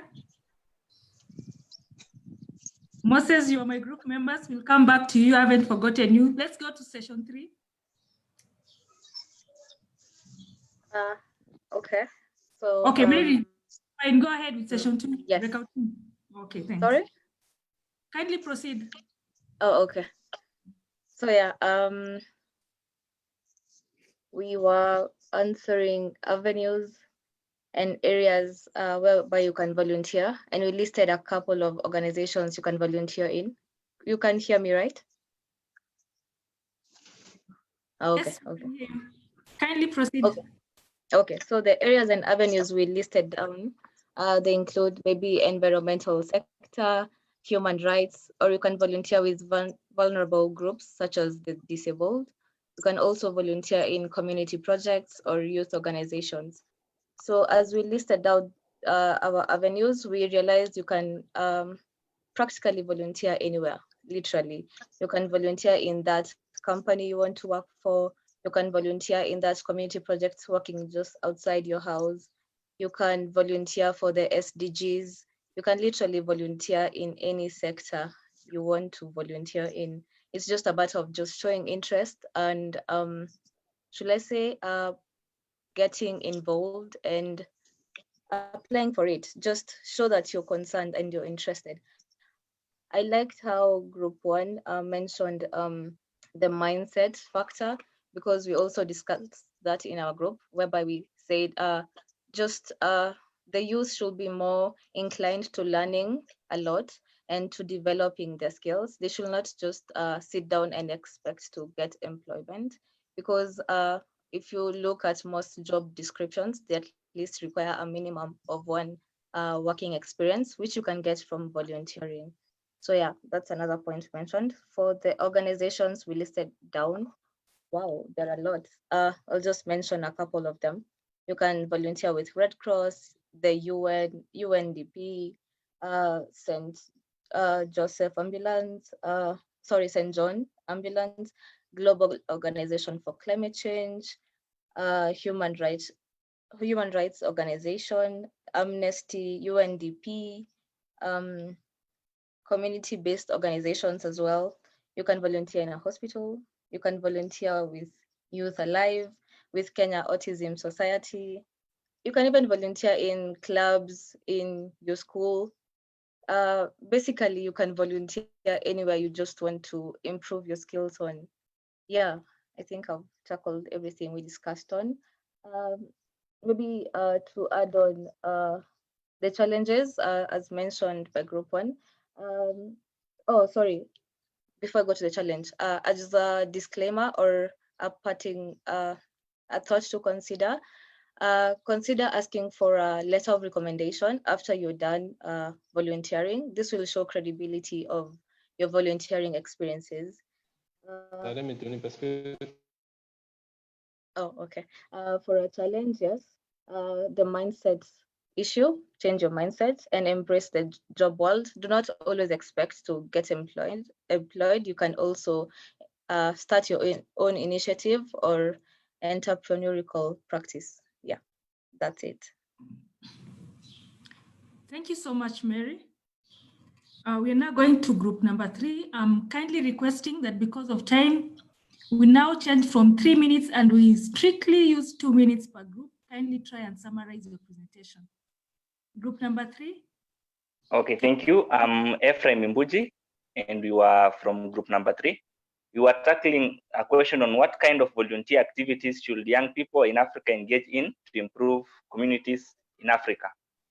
So our first point on activities that youths can engage in was on education. And this approach we mainly based on getting into initiatives at our village levels, whereby you find like during such a time, schools are not taking in students because of the COVID-19 pandemic. And so youths can get into initiatives whereby they can at least, when you are ahead of others in class, let's say you are taking a course in education or you are very good at a certain subject, you can take up the initiative to at least teach the younger generation something that you are good at. The other thing that we had noted down was on talents, whereby you can volunteer in line with areas you are talented in, e.g. football, e.g. let's say acting, let's say singing. You can at least volunteer with other teams and at least teach them something that can at least build on their future. And then one other thing that we had noted down was on volunteering in social projects. And in this line, you are trying to identify projects that are easy in line with agriculture. Let's say you are in your community, people are farming, and you've realized that from time ever since, they've just been doing things the normal way. But when you have an education, you can at least teach them something on advanced methods of food production, and that can at least enable them to make more money out of what they are producing and grow more food for our country. And then we also listed down an activity on which youth can take part in. For example, sensitization on HIV/AIDS testing. I think this is also majorly done by a number of organizations. So if you are in an area whereby there is such an activity taking place, you can at least go ahead and request them to be part of the mobilization teams. And then we also noted down activities in either condom distribution. And then we also noted down an activity on the use of social media to educate fellow youths on sensitive matters, e.g. sexual reproduction, matters of peace, and the like. And then we also noted down a point on training and development, which is an area whereby so many people can at least volunteer in, whereby let's say, for example, someone has gone ahead and studied, but there are a number of skills that they are lacking. Let us say you've done your course, you completed your course, but you even don't know how to put your skills together. You don't know how to come up with a CV. Those are some of the areas we can at least mobilize and teach each other something that will, in return, will benefit out of it. And then we also noted down a point on apprenticeship. You can volunteer while you are learning something. Let's say you've gone to a technical institute and you've studied something to do with carpentry. You don't have more of the practical skills that you need. You have very little practical skills. So you can volunteer at someone's workshop, then you'll be learning something at the same time that will benefit you. And if you do this as a group, more of you will benefit, and you'll at least be a light to others in line with learning something. Then we also noted down an area like market cleanup activities. These are just some of the social activities you can engage in. Let's say your market is not being cleaned well. Maybe the government services have been stalled in one way or the other. You can mobilize yourselves as a community and still take part in such activities. Activities like tree planting and environmental conservation. So those are some of the activities that we had time to go through. Though the activities are so many, but I do believe most of you know some of these areas. Thank you. Thank you so much, Ephraim. Yes. Thank you for your group and thank you for the great work. Now on to group 4. We sum it up with group 4. Group 4.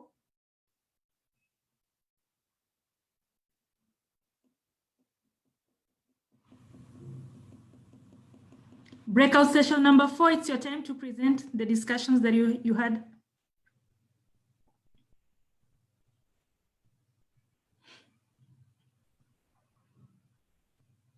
Any member from session 4 to present? Good afternoon. How are you? Yes. Yes, we can hear you. Good afternoon. Okay, I'll be presenting on the benefits of volunteerism and the resources we get.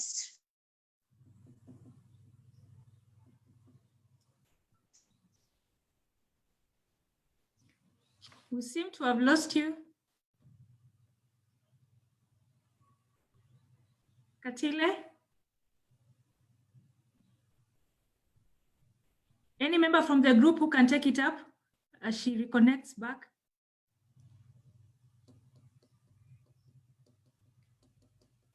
Group 4?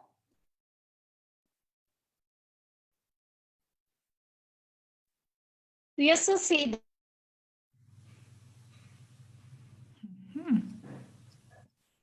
Then number 3, we said we can get money from opportunities. You can look for that opportunity that you can volunteer in and then you get money for volunteerism. We also say that you can do crowdfunding. Crowdfunding is like, you see like people doing like pay bill numbers and then people sending to them funds, something like that. And also said, your time is a resource, so avail yourself for volunteerism and you'll have given your time as a resource for volunteerism. I'll now take on the benefits of volunteerism. We said once you volunteer, you network.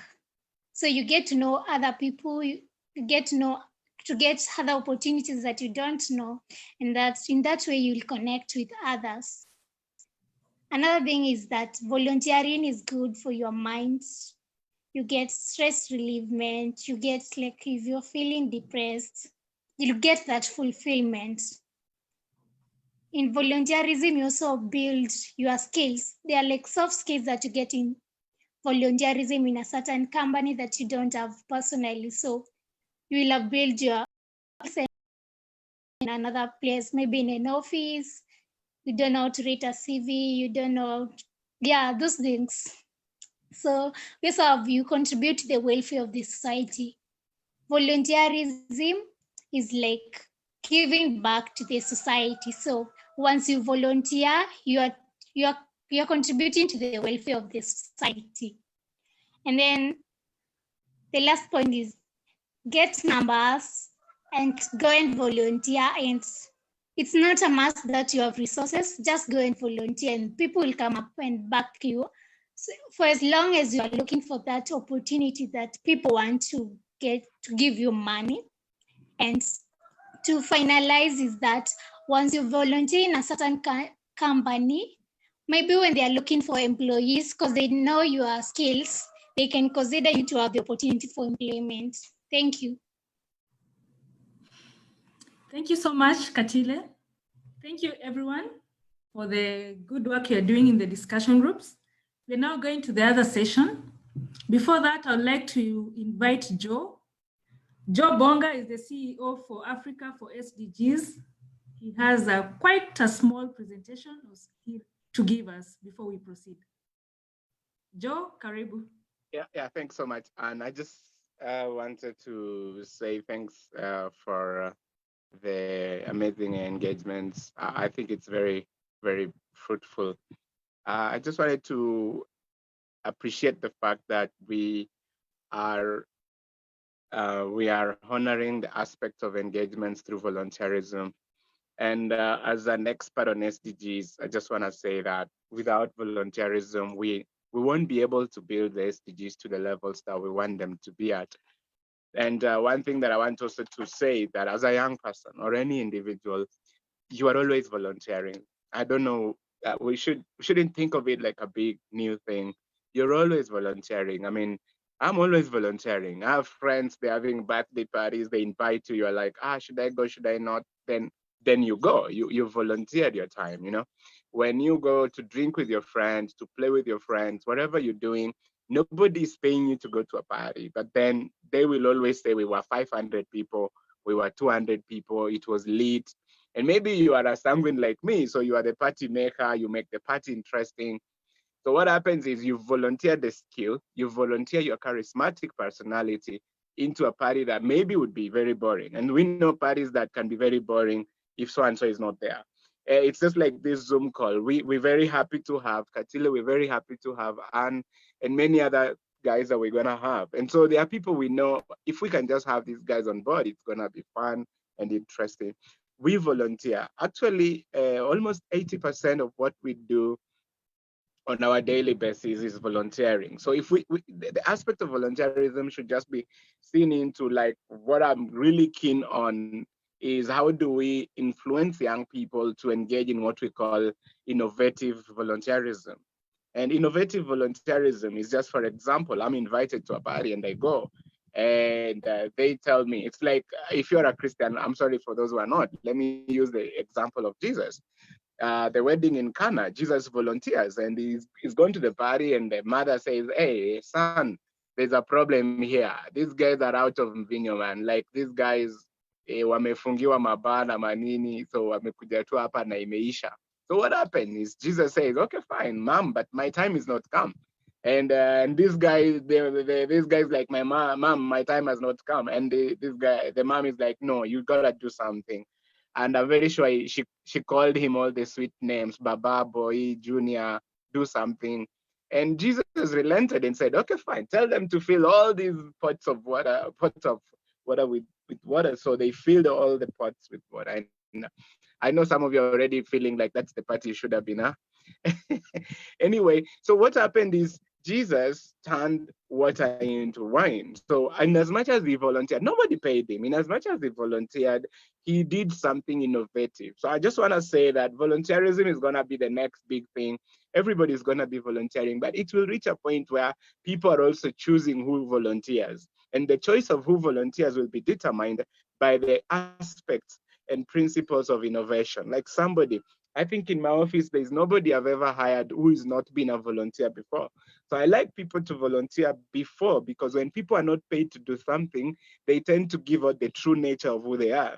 They try to give their social values that like timekeeping, things like accountability, things like there are some things that you'll only know from people when they are not being paid, because when you're being paid, you try to compensate for the value that is placed before you. So if somebody say, I'm going to pay you 80,000 or 20,000 or 5,000, you try to mark the 5,000. So what happens is when I get teams from many campuses, mostly most of them are from universities, and they say, oh, I'm studying IR, I want to volunteer, or I'm studying this, or I'm doing this, I want to volunteer, I want to be part of this. And I'm like, okay, cool, just come on Monday. I don't even do interviews. I just throw them into some field somewhere, or throw them somewhere and let them do their thing. So what happens is you get to know people very well. So innovative volunteerism is the key. Try and make sure that when you innovate your time, you are adding value that you will be looked for, you will be sought after. A good example is someone who built a website for us, a web portal, and it's so good, and we're like always looking for him. Why? Because he came and innovated something. So think volunteerism, but think innovative. Like, what am I taking that is new? If you come to volunteer and you're just arranging papers and whatever, come up with a new way of arranging papers. If you're taking data, come up with an app. Say, hey, I can do this, but it works properly. And it will help even negotiate your entry into those organizations and companies. So think of it, SDGs cannot be met without volunteerism. Actually, 40% of goal number 14, life on water, life below water, 40% of its realization has been met by the volunteers. And number 17 on partnership, almost 80% of it is being met by volunteers. So I want you to know that there is lots of things that we can do. Goal number 1 on no poverty, about 2.9 million volunteers globally. 2.9 volunteers are making that goal a reality. And of course, innovation and infrastructure, the goal number 9, we are having 44% of people volunteering towards it. So I can give you all the statistics on each goal, like decent work, 450% actually by volunteers. So I want you to know that volunteers, we are trying to see how much percentage globally are volunteers contributing towards the realization of the SDGs. So as you volunteer, just make sure you're asking yourself, how can I make myself more valuable? What value am I bringing that will make me? But if you go there and your feelings, oh, I'm just pushing papers, or or there are these, then you're coming at 8 because you're a volunteer, you're coming at 10, and then you're missing some other days. Dude, you'll spend all your life volunteering. But go there and innovate. Go there and innovate. So try and think about innovative volunteerism.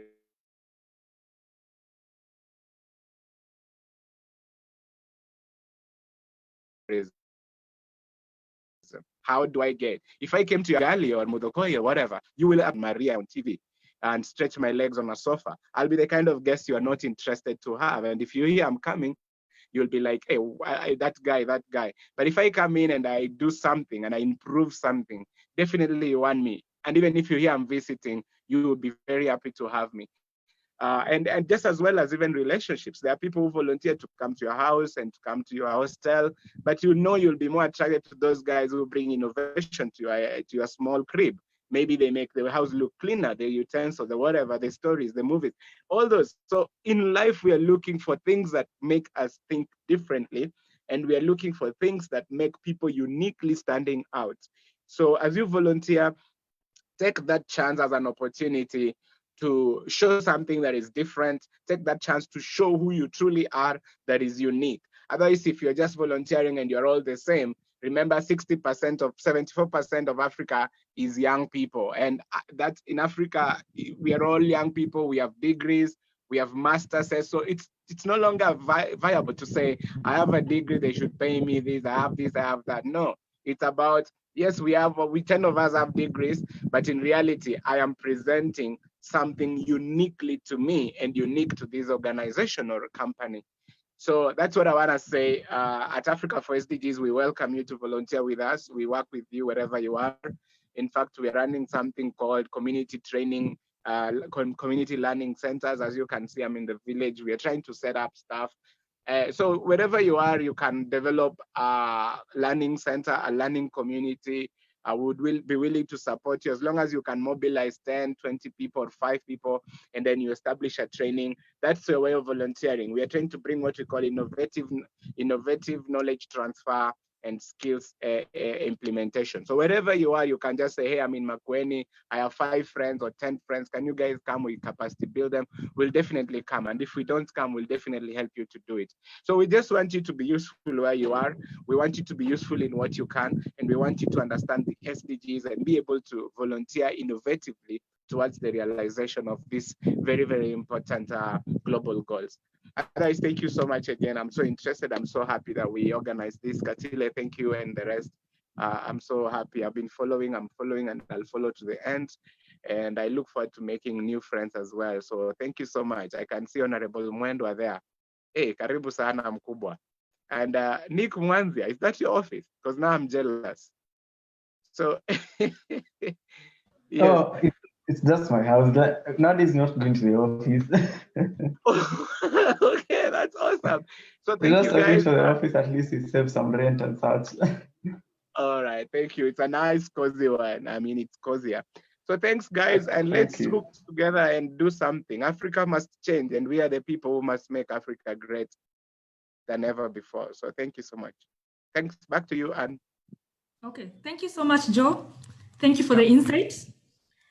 We actually need to think, are we part of the percentage that will make our contribution towards the SDGs? So we actually need to be innovative. The way it's actually a span in the works, we need to think, not just the kawaida thing, but we need to be innovative. We'll go back to our speakers to the session. I'll give this opportunity to Ambrose. Ambrose, you have 10 minutes. Kindly unmute and mute your presentation. Ambrose Okay. will use Braille, so we'll need to be a little bit patient with him. Karibu, Ambrose. Thank you, Anne, and members herein. In the morning, I was trying to come in with a presentation, but my Braille was not working well, so I had to re-put it and rebooting it several times. But without wasting time, my name's Ambrose Lasoi. I'm from Kenya, Nakuru County. I'm also a president of People with Disabilities in Nakuru County and Wazingishu. On my slight background is that I've been a winning awards person internationally in Africa and also in our country nationally. Straight to the point is that I was talking about the SDGs and youth, especially with disabilities. It is unfortunate that as we've been here talking since yesterday to today, I've never heard much talks about youth with disabilities engaging in peace building strategy and also in innovation of more projects, more inclusion activities, especially as we are heading in building our SDGs. Personally, I regret that disability issue, especially in Africa, is becoming higher and higher every time and then. In Africa, we have about 64% youth, but you can't imagine 12.7% of these youths are living with different types of disabilities. And if you can break it down, the leading percentages of disabilities in Africa right now are people with visual impairment.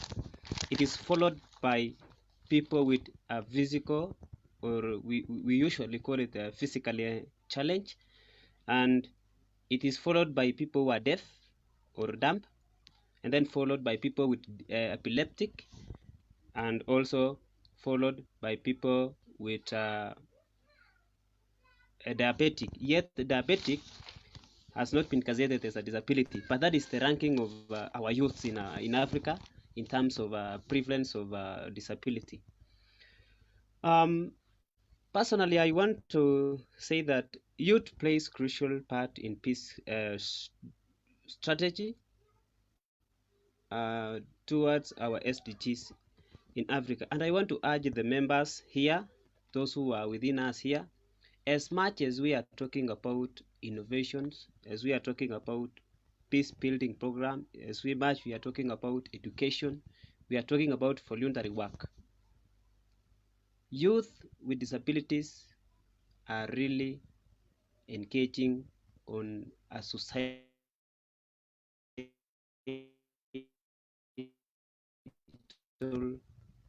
activities, in especially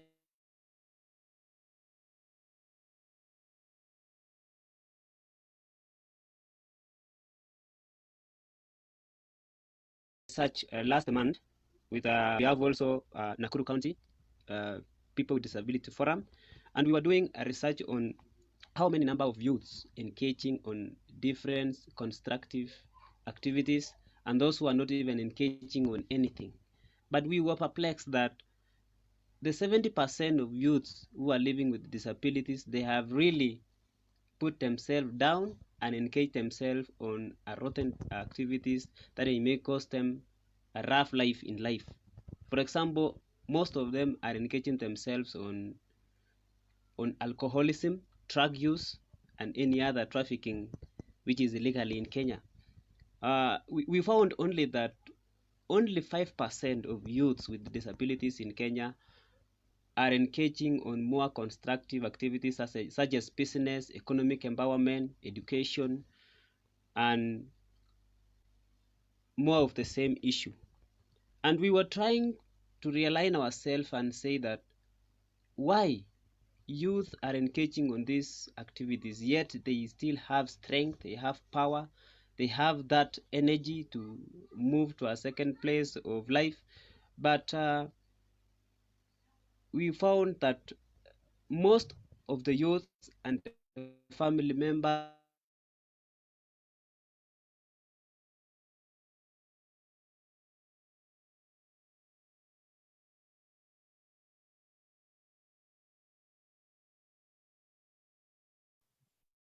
Sorry, we as seem the to have caregivers, the relatives, created something we call a stigma 1 percentage of will not get access to counseling institution, will not get access to any inclusion activity, even inside the house. They are not given time to discuss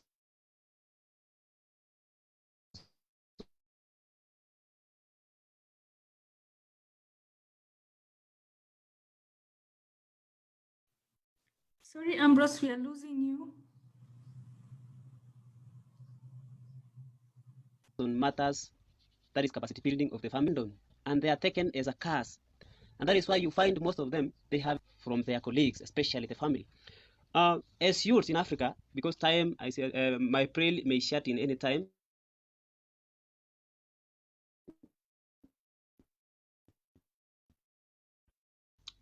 As youths, have several activities.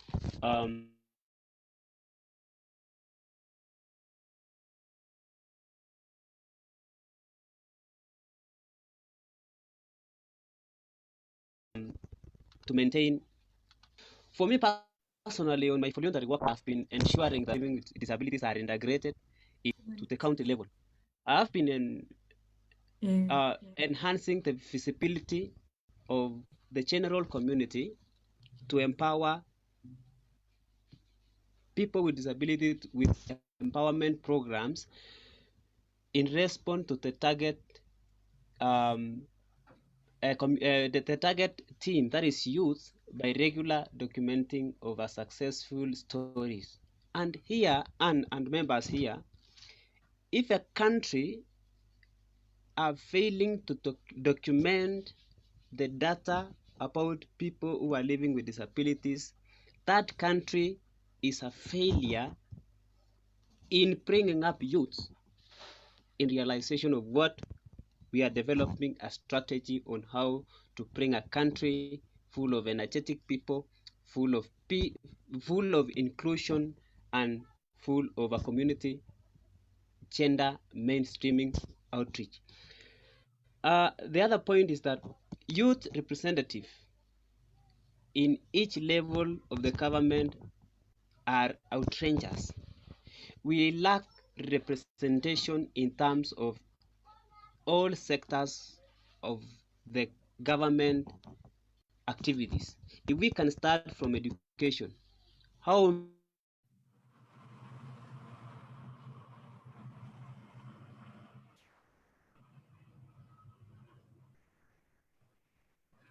many people in education disabilities in terms of financial assets, needs, that is the stationaries, the uniform, the access to education.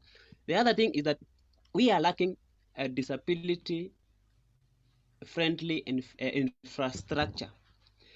Recently, I was in one of the offices in Nairobi, that is a pub cannot access a public office like education office when you have a wheelchair, unless you have someone to carry you to another step.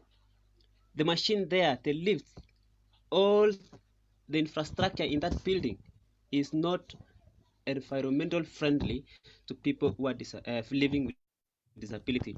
The other thing we've been fighting is gender equality among people with disability. For those who are aware, in Kenya right now, there are only few counties who are now focusing on in terms of gender-based violence, and we have counties with highest violence against people with disabilities in Kenya, and nothing is going on in rescuing the mess in those counties. If you go to county like Kisii, if you go to county like Nakuru, if you go to county like Narok, if you go to county like Mombasa, those are the leading counties in gender-based violence, especially violence against youth. In Mombasa and in part of Kisii, some of the individuals, families, tribes are taking advantage of people who are living with disability as a way of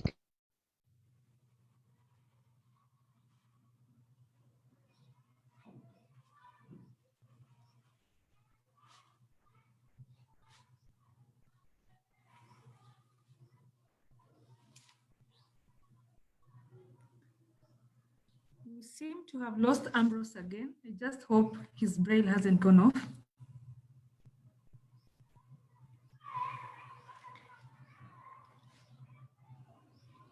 Ambrose?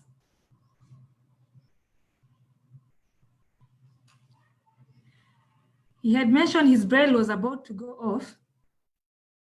I just hope that has not happened.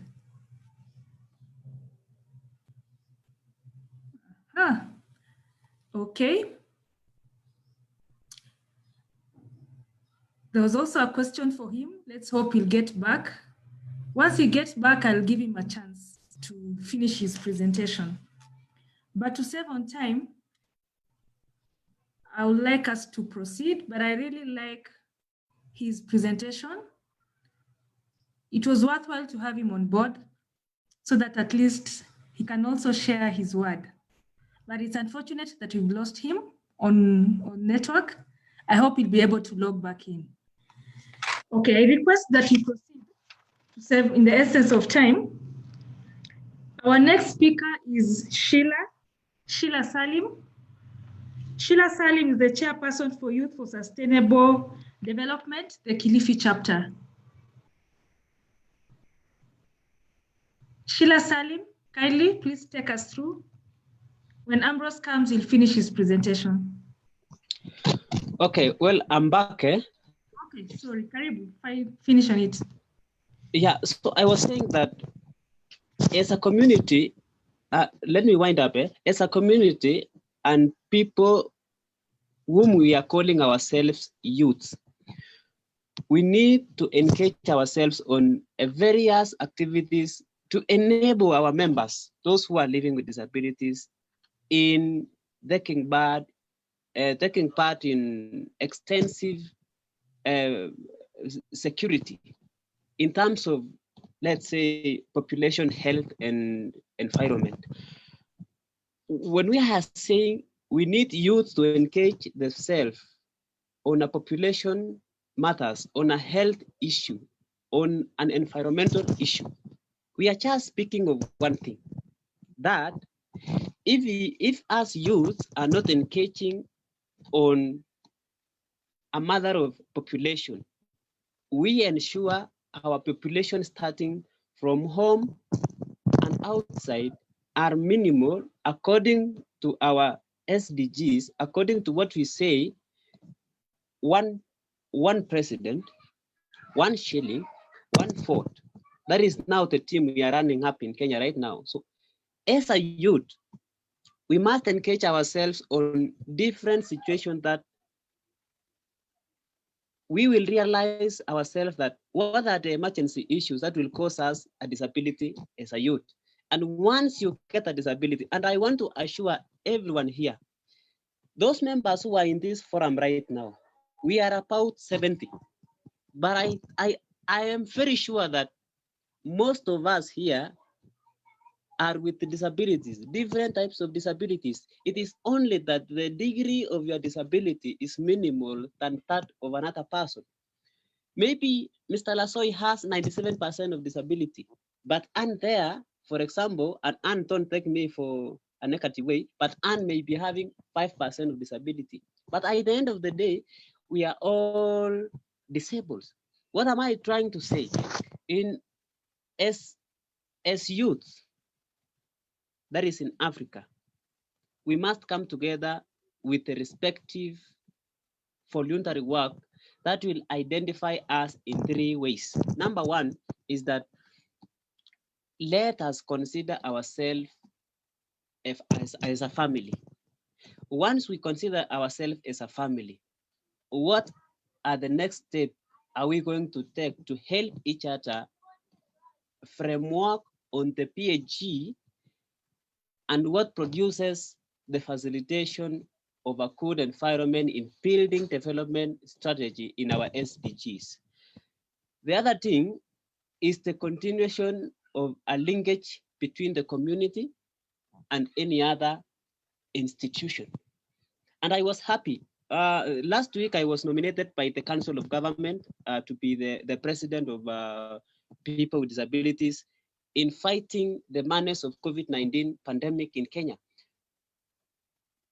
This one should ensure that people of living with disabilities, their representation right there from the national level to the ward level are supported, once in terms of implementation of policies. Number 2, monitoring and reporting of all interventions stipulated in the national level to the ward level by recovering what we call social economic strategy. When we have that social economic strategy, we will now engage ourselves in what we were saying yesterday about peacemaking. You cannot get a peace. And when we say peace, it is not just the social peace.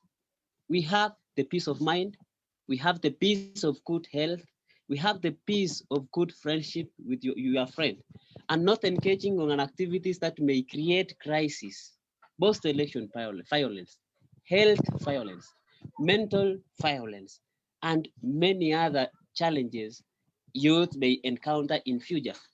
And what is so funny in this world is that today you are a youth, tomorrow you are an old man. And maybe you don't know, maybe 10 years, 20 years, the government will have a law and a policy which says we are reducing the retirement age from 65 to 40. Why? Because of what is going on in the world is not good. Right now, those who are not attending church services. They are not attending funerals. They are not attending meetings. Why? Because of their age. When you grow old, your body become weak. And when your body become weak, that is a disability. That is, so many people, they don't know that. When you are weak, you are disabled. So enhancing the feasibility test on this kind of emergencies in our bodies, youths must engage on what I don't remember the name, but the speaker I was following, he says something which personally, I see it was a very good intervention, and many of us youths, we should engage on the same in the same thing. He was giving an example of something that when you are given a chance, or when you call yourself and volunteer somewhere, what are you supposed to do there? What are you? What people are expecting from you there? Are you just going there and relax and say, now I'm working in Kenyatta National Hospital. Now I'm a person of a respected role? Or are you going there to innovate on something which may maintain you there or give you a chance to be nominated or to be employed there? So it is a challenge for youth, especially I will challenge those who are living with disabilities. We are rich of ideas. We are rich of strength. We are rich of a calculative mind that may bring a solution to our country. I was so happy to see one of my colleagues inventing a machine that is used to wash hands. And it took a public notice until the UK gave him $100,000. Just imagine, as a disabled, you can do much. It was on 2018, for example, I won a prize called Holman Prize Awards in San Francisco. I didn't knew I will be part of it. I just went to the computer, my braille, and say that I will apply this thing. We were able to give out the pitch, a 30-second pitch. I just talked there luckily. I didn't even bother to give the main points. But imagine those people are seeing the power in you, are seeing that capability of you bringing what is in your heart and helping the community. And I want the award. Surely, youths, let us engage ourselves. As I am going to wind, let us engage ourselves on a voluntary work. Even now, population of youths who are not employed are higher than those who are employed. If you can take, for example, Kenya, if you see the employment percentage. Hi, Ambrose. Yes? You have 2 minutes. Okay, thank you. If you can see in Kenya, the employment sector, 70% of employments are wazis, 30 are youth. Yet in Kenya, we have 80% youth and 20% other groups. So what I mean is say that youth, let us all engage on a voluntary work in building the coexistence of youth empowerment programs. And the last thing is that youth engage on work that is technical work, not employment or a blue-collar work. Let us try to do business. Let us try to engage on activities that will make us money and peace of mind in our life. Thank you so much, Anne, and thank you so much, members. Thank you so much, Ambrose, for the presentation. We really appreciate your input and the topics that you presented. I'll now like to welcome Sheila Salim. She is our speaker, and this is just to bring to our attention that we are hoping that we'll finish at 2 p.m. Kindly bear with us so that we finalize on the discussions. We have questions for Ambrose. After the presentation is when we'll tackle the question sessions. So kindly, Sheila, please unmute and take us through the discussion.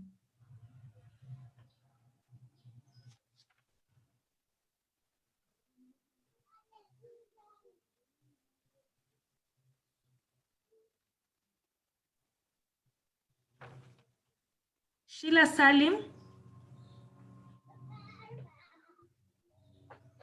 Okay.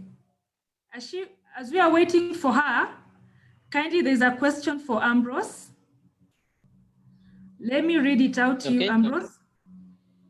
Okay. Just give me a minute. Oh, okay. The question was, great points there, Ambrose. What is your take on representation of invisible disabilities like autism and learning disabilities in Africa. What is your take on representation of invisible disabilities like autism and learning disabilities in Africa? Anne, about autism and learning in Africa. Last year, we had a convention in Tanzania about invisible disability.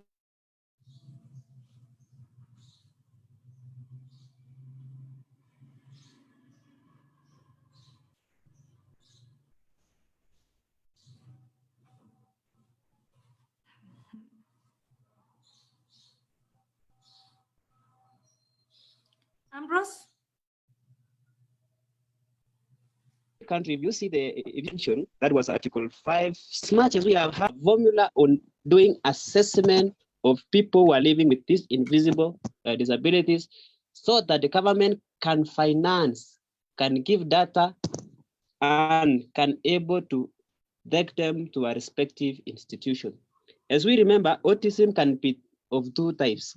There are those which are with severe, which you cannot do anything with it, and those who are in the late starting age. They can be managed through various physical and occupational therapy maintenance.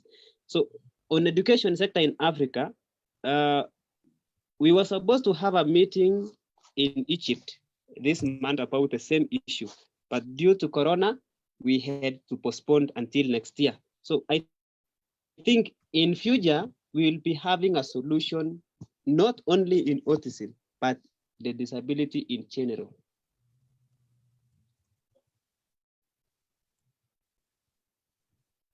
Thank you. Hope you have responded to the question that was posed. Okay. Let's now go to our next presenter, who is Jacqueline Muriuki. Jacqueline is the founder for Sprout Initiative. Jacqueline, karibu. It's your time. Asante sana. So I hope everyone is okay. I'm quite privileged to be here. And I also hope that everybody can hear me. And so my name is Jacqueline Muriuki, and I am the founder and the current director of the Sprout Initiative. But besides that, I'm a volunteer in several organizations. One of the recent ones is the World Literacy Foundation as an ambassador of Kenya, in which we aim at the end of the day to fundraise for children in Colombia. Besides that, I am the Eastern Kenya Regional Coordinator for the Flame Mentors Group, a group that has been, I have been volunteering from 2014, where now my volunteerism journey actually expounded. So I am also a storyteller. So I'm not giving much of a structured, really kind of presentation. I will tell you a story. And so my volunteerism journey started back in school, in which I could volunteer in things here and there, maybe in clubs and things like those. But the bigger scope of my volunteerism was in 2014. Actually, I joined it in a very funny way, in which now I was being mentored. And therefore, after being mentored and saw the fruits of mentorship, and those people who are mentoring me were actually volunteering, I really felt that this is actually something that I can also do to help somebody else. In addition to that, something that actually drew me to that group was also the fact that it was in line with what I wanted to do, things to do with public speaking, youth mentorship, and youth empowerment and things related. So I got to join. Actually, I was the youngest person back then. The Flame Mentors Group, what it does, they go to various schools across the country, maybe primary school, secondary school, and universities and colleges, and then they go to talk to students. And the underlying, or rather the common denominator about them, is that there is a change of mindset that is required in every aspect, of education, especially to the people who are coming from the from the challenged backgrounds. And so for me, it has been quite a fulfilling journey. I joined in as a as a mentee. I was a mentee. I joined in as a junior mentor. And then after that, I went to become a senior mentor, in which now for a senior mentor, I could be able to mentor other mentors who are joining. After that, I became also the Meru region coordinator.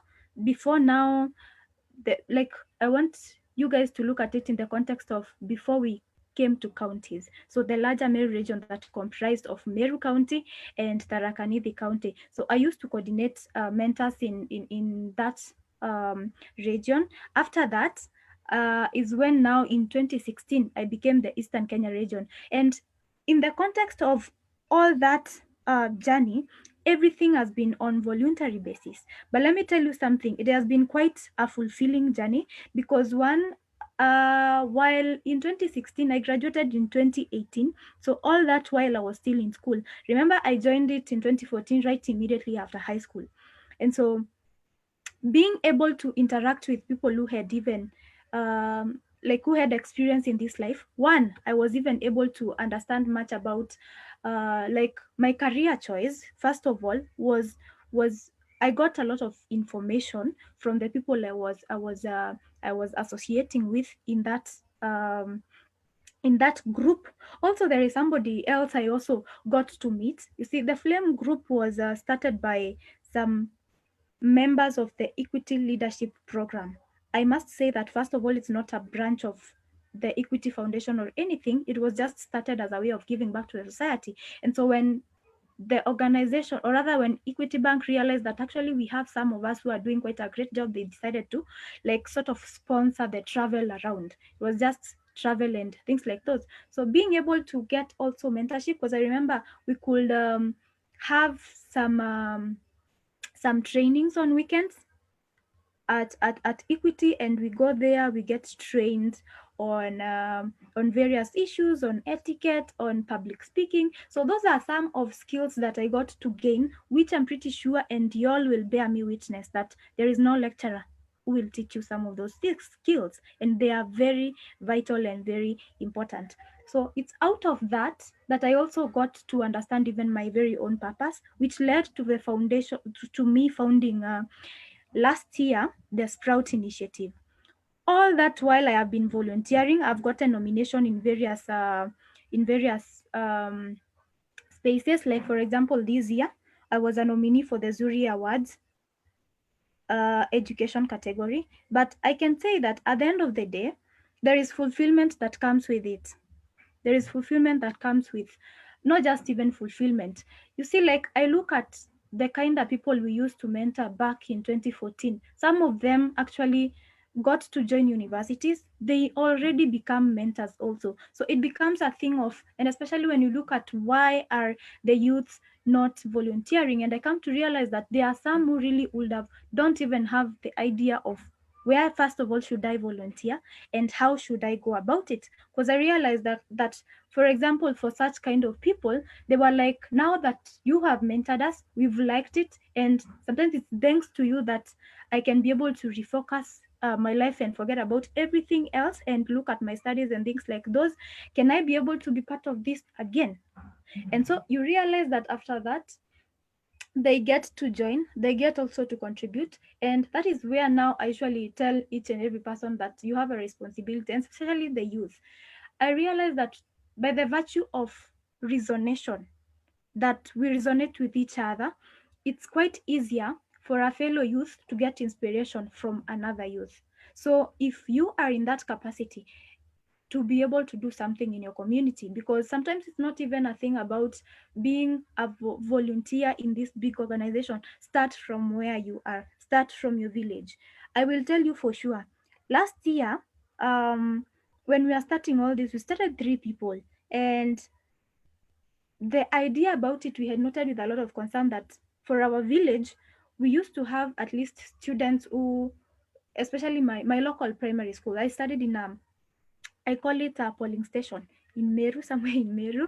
And so one thing that used to happen during our time, at least we could have a student or two from that polling station going to very big schools like national schools and things like those. But then over time, that is a trend that actually went to the negative, and we were concerned, why is that happening? So coming to look at the situation around our village, especially by the fact that I'm coming from a village that has a lot of alcohol brewing, we realize that there is quite a lot of socio-cultural factors that come into play into this. And you realize that at the end of the day, there is a cycle of poverty that continues. And we thought, from our perspective, how can we be able to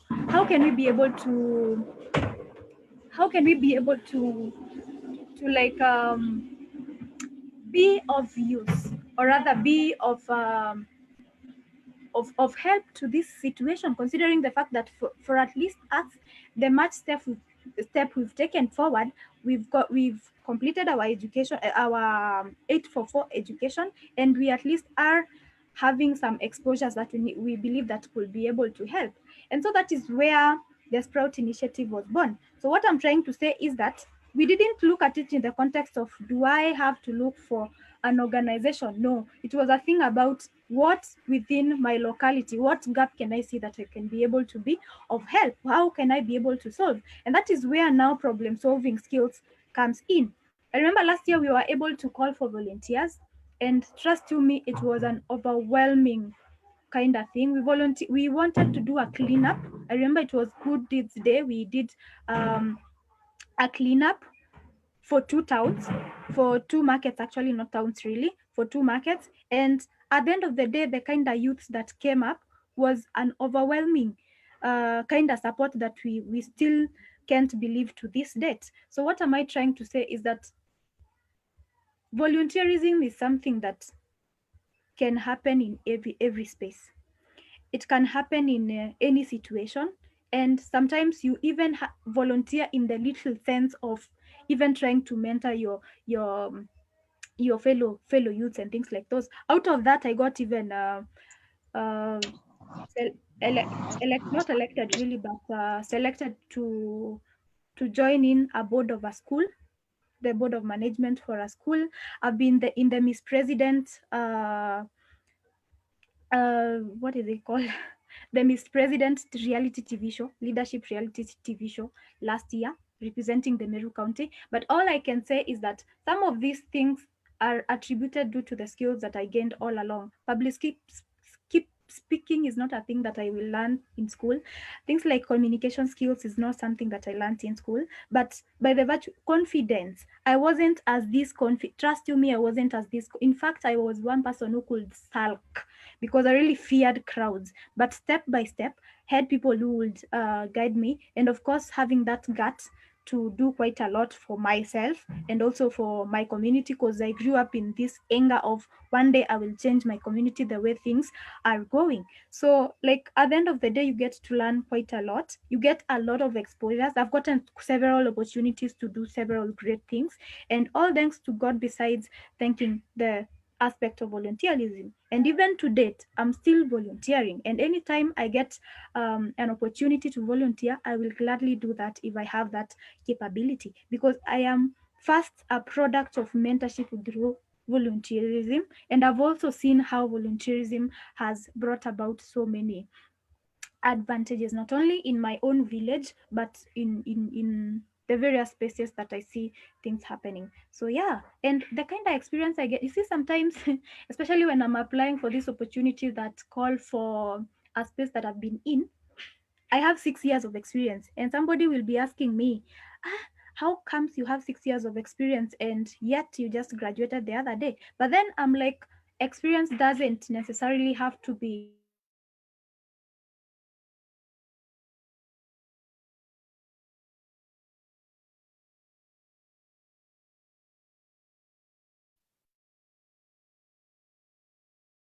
We seem to have lost Jacqueline.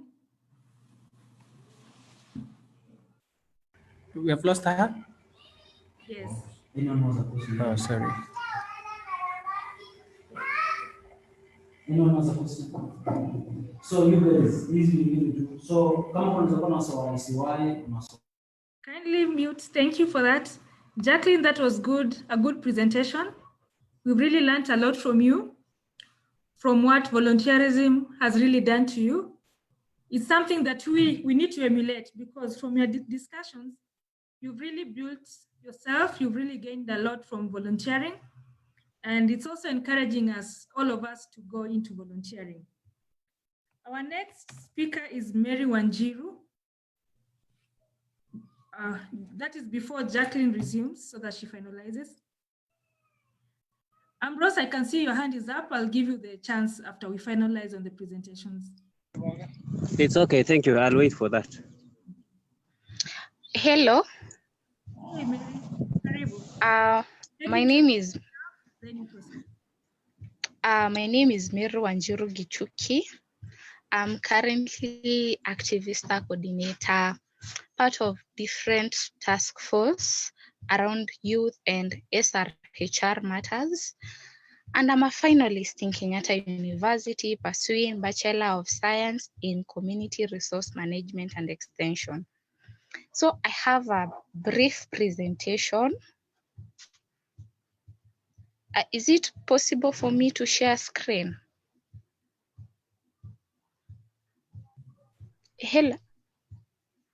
Yes, I think you can. Our media, our host, kindly confirm if that is okay. What, sorry? I want to share a document. Oh, let me confirm it on my side. Thank you.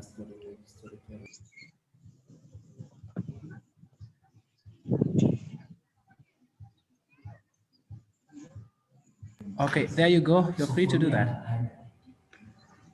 Okay.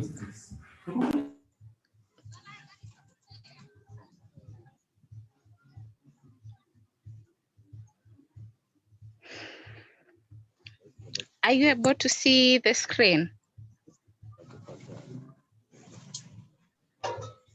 Is the screen visible on your end? Yes, you can. Increase the phone. Yes, it is. Please on Zoom. Okay. So I'll just explain my yes. I'm requesting some of us could not be able to see the screen. Okay. So kindly, you just explain to us what is there in the screen, because most of us are not able to see the screen. Yeah, I'm doing that. Or maybe just send it as a link in chat so that people can open it on their phones. Can I do that after the presentation, please? Oh, kindly. Yes, it's okay. Continue. My first encounter with volunteering was in 2009. I went to school in Dandora. It's a community school called Grores Rehabilitation Center. So an organization called CAC reached out. It wanted children who are active and children who will represent other children in the yearly. There is too much background noise. I don't know. So the host, you can please mute those who are not presenting. The host, kindly mute. Kindly proceed, Mary. So 2009, I was in class. I don't remember which class I was in, but I was in the upper classes. So it was a very big opportunity for me. I didn't know I was volunteering, but looking back, I volunteered. The chances it has created in my life was impactful. You can see the second photo. It was me. I was elected to be the child guest. And this time round, it was very important because I got to present the paper of Memorandum of Understanding. It was about children voices in the Constitution. And some of the rights we proposed, they are there in the Constitution. So I can see what volunteering did to me at that a younger age. Also, volunteering brings about empathy. One of the photos, it was just recently. My friends and some of the youth thought, you know what, there is something lacking in our society. It was when the pads for sex for pads and early pregnancy was rampant, and we were like, what can we do? We thought, okay, we can mobilize money, talk to some of the organization, and we do a pad drive at our home, which was very impactful. Also, like volunteering for me has brought opportunities. Last year, I was able to volunteer in a food nutrition and dietetics conference where I got to meet different people. I knew how to from there, I was able to learn how to present in conferences. These are some of the things which are not taught in class, and there are things that can come timely. One of the photos there, let me enlarge it. I met one person. He's known as Isaac. It was through my volunteering, and now I'm able to process my scholarship. Soon, I might be able to get a scholarship through him. These are some of the photos from the event I've attended. Their top one was from the food nutrition and dietetics conference. Some of the staff, these are some of the things. There are some of the information you don't get in a class confined, but you get to learn when you interact with the lecturers one-on-one. When they get opportunity, they'll always call on you. The other one was 2017. I got to volunteer. I was in first year then. I was very green, and I just wanted to do something, and I was on long holiday. So I decided, you know what, let me just volunteer, give it a shot. I was the only one in my school who applied. Kenyatta University was hosting it, but I got the chance because, you know what, I was proactive and I was like, I have all the time, let me volunteer. And actually I got elected to be in charge of volunteers. All the other volunteers, I was in charge of 10 volunteers, but all the other volunteers were like 4 or 5 years older than me. But my persistence in volunteering, knowing how to handle people, because with volunteering you'll get to meet different people and you'll get to know how to hold yourself, how to act mature, how to listen to people, you get to learn the leadership skills. And some of the people here, we're still in touch to date. I still get opportunities through them. As a volunteer, you really need to know what you want, because just going into volunteering, sometimes it's tiring. It's demotivating in cases where you can't be paid, because you see with volunteering most of the time it's know what you're volunteering. Are you volunteering your time? If you're volunteering your time, be very particular. I'm volunteering my time. If you're volunteering your resources, be very particular, because imagine you're a young person. Yes, you want to get to learn the skills, but where you're volunteering, maybe let's say in Kibera, I'm from Dandora. The organization you're volunteering in does not give you something to spend, so you have to incur the cost all the way from Dandora to Kibera. You see, sometimes it can be difficult for you as a young person. It can cause burnout. This burnout, it's caused if you're not particular with what you want. An example is, I have an initiative and someone comes and tells me, you know what, I want to volunteer. As a person in charge, I'll be like, which part do I really need someone to help?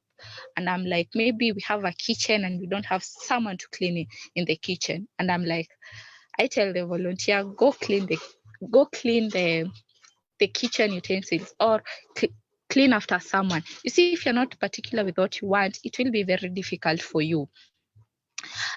Frustration when you're not taken seriously. We must agree sometimes volunteers are overlooked. It's not always you get a good manager. It's not always every time you get someone to listen to you. And I'm talking about maybe volunteering in a private sector. This is someone's company, because volunteering, it's all round. It doesn't have to be an organization. So imagine how frustrating it is. You have these big ideas, great ideas, but nobody is looking at it because you know what, you're just a volunteer. I could reduce your negotiating power or on compensation if a prospective employer believes you are willing to work for free or less. this takes me back to my point. Know your worth. What are you bringing onto the table? Why are you volunteering? What are you volunteering? This way, it will reduce the hassle. You know, as a volunteer, how do people take you? How do people treat you?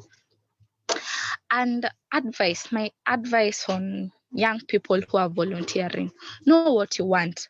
What aspect of why do you want to volunteer in the first place? Like myself, you remember the first photo I showed you?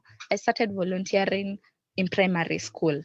So by that time, I was like, I would love to only work with children. Then came a place in 2017.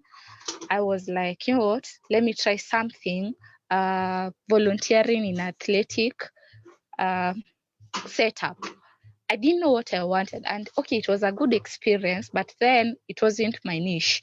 After that, in campus, I've done a lot of tree planting, pads drive, talking to the youth. So you have to really know what you want. And then if you are approaching an organization, what do you want to learn? You want to know how to run programs, to write projects. What do you really want? Because if you say you go into an organization and you're like, I just want to volunteer, trust you me, utawekwa mpaka kukata kuni. But if you know you know what you want to learn from there, it will also help the person you're volunteering to help you develop your skills. Know your worth. As much as you're volunteering, there is something you're bringing onto the table. Even if it's the manpower, you're bringing something on the table. If it's the intellectual, maybe you are a lawyer and you want to give your services on a pro bono services, you're bringing that to the table. If you want to help maybe clean, you're also bringing something on the table. So don't sell yourself short. If you have resources and time at your disposal, use that time to know your niche. It's not bad if as a young person you still don't know your niche. If you're able to sponsor, like I said, you can have an organization in Kibera which you are really interested in volunteering in. Like if I go there, I'm going to learn these skills, and you go for it. If you have the resources, the people who are able to to sponsor themselves, you go for it if you're able to do it. And also diversify. If you stick into one line, you won't even come to realize your niche. But if you can sit down and say, you know what, I've done volunteering in a children aspect, disability, women, youth, tree planting, you name it, private sector, you'll just get to come and learn your niche, and you'll be very good at it. For that one, if you're very keen, you're going to get it right. Before volunteering, do a background check on the organization. The organization which, if you approach them, you want to volunteer, how you approach them really matters. An example, do you have a bargaining power? You're like, these are the skills I want to learn, and this is what I bring on the table. You can also ask about, compensation. It's not like a job or anything, but okay, I'll be coming from Dandora to Kibera.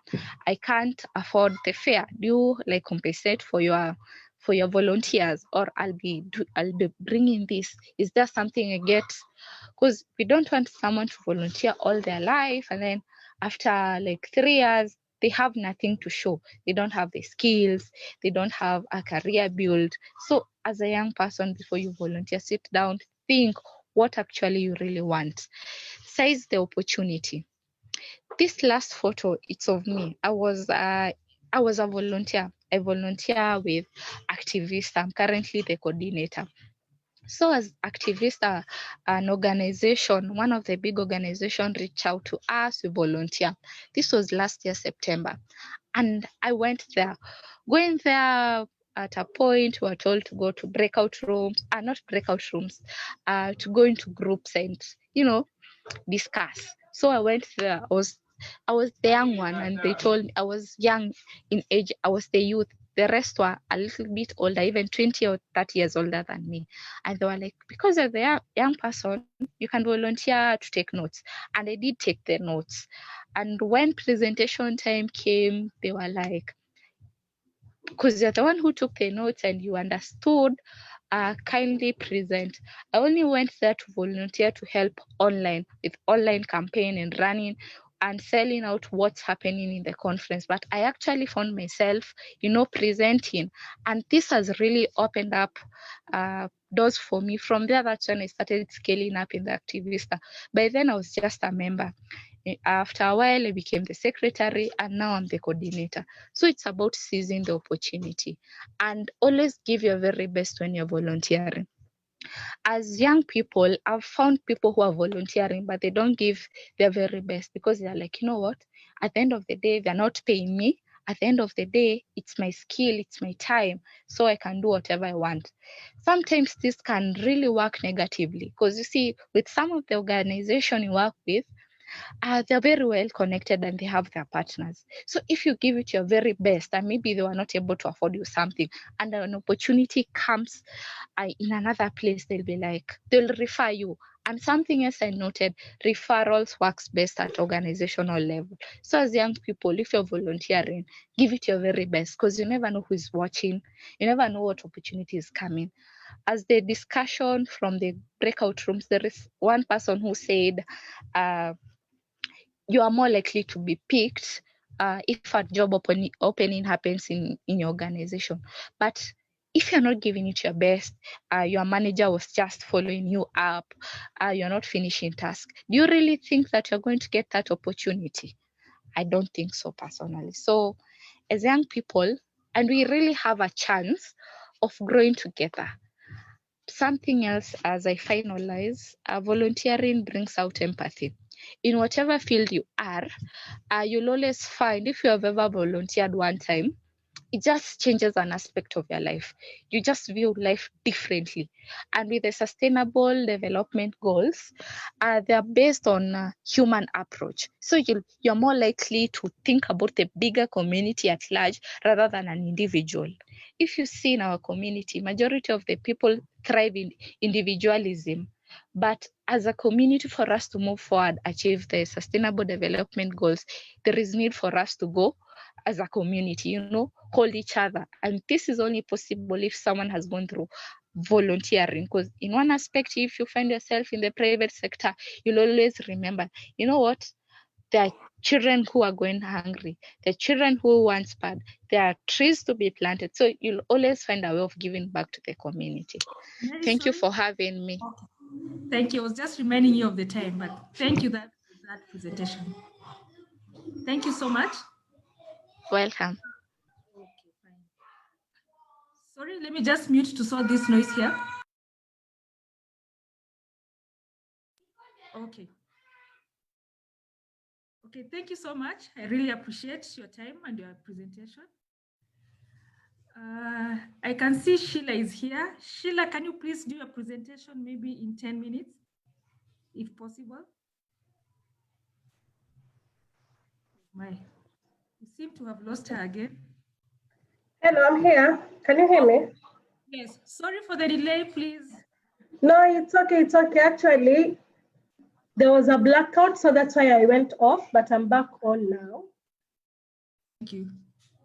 Maybe you can take 10 minutes. Okay, no problem. So good afternoon, everyone. I'm glad to be here. I've been following the conversation keenly since in the morning, and a lot of great pointers have been given about volunteering. So probably I would share just some key pointers that I would like to emphasize on how effective you can be on your volunteering journey. And I hope I'm clear. You move closer to the mic.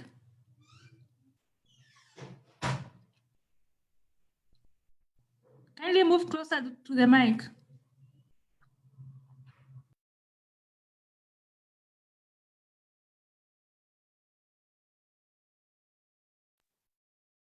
Sheila, are you there? Hello, can you hear me?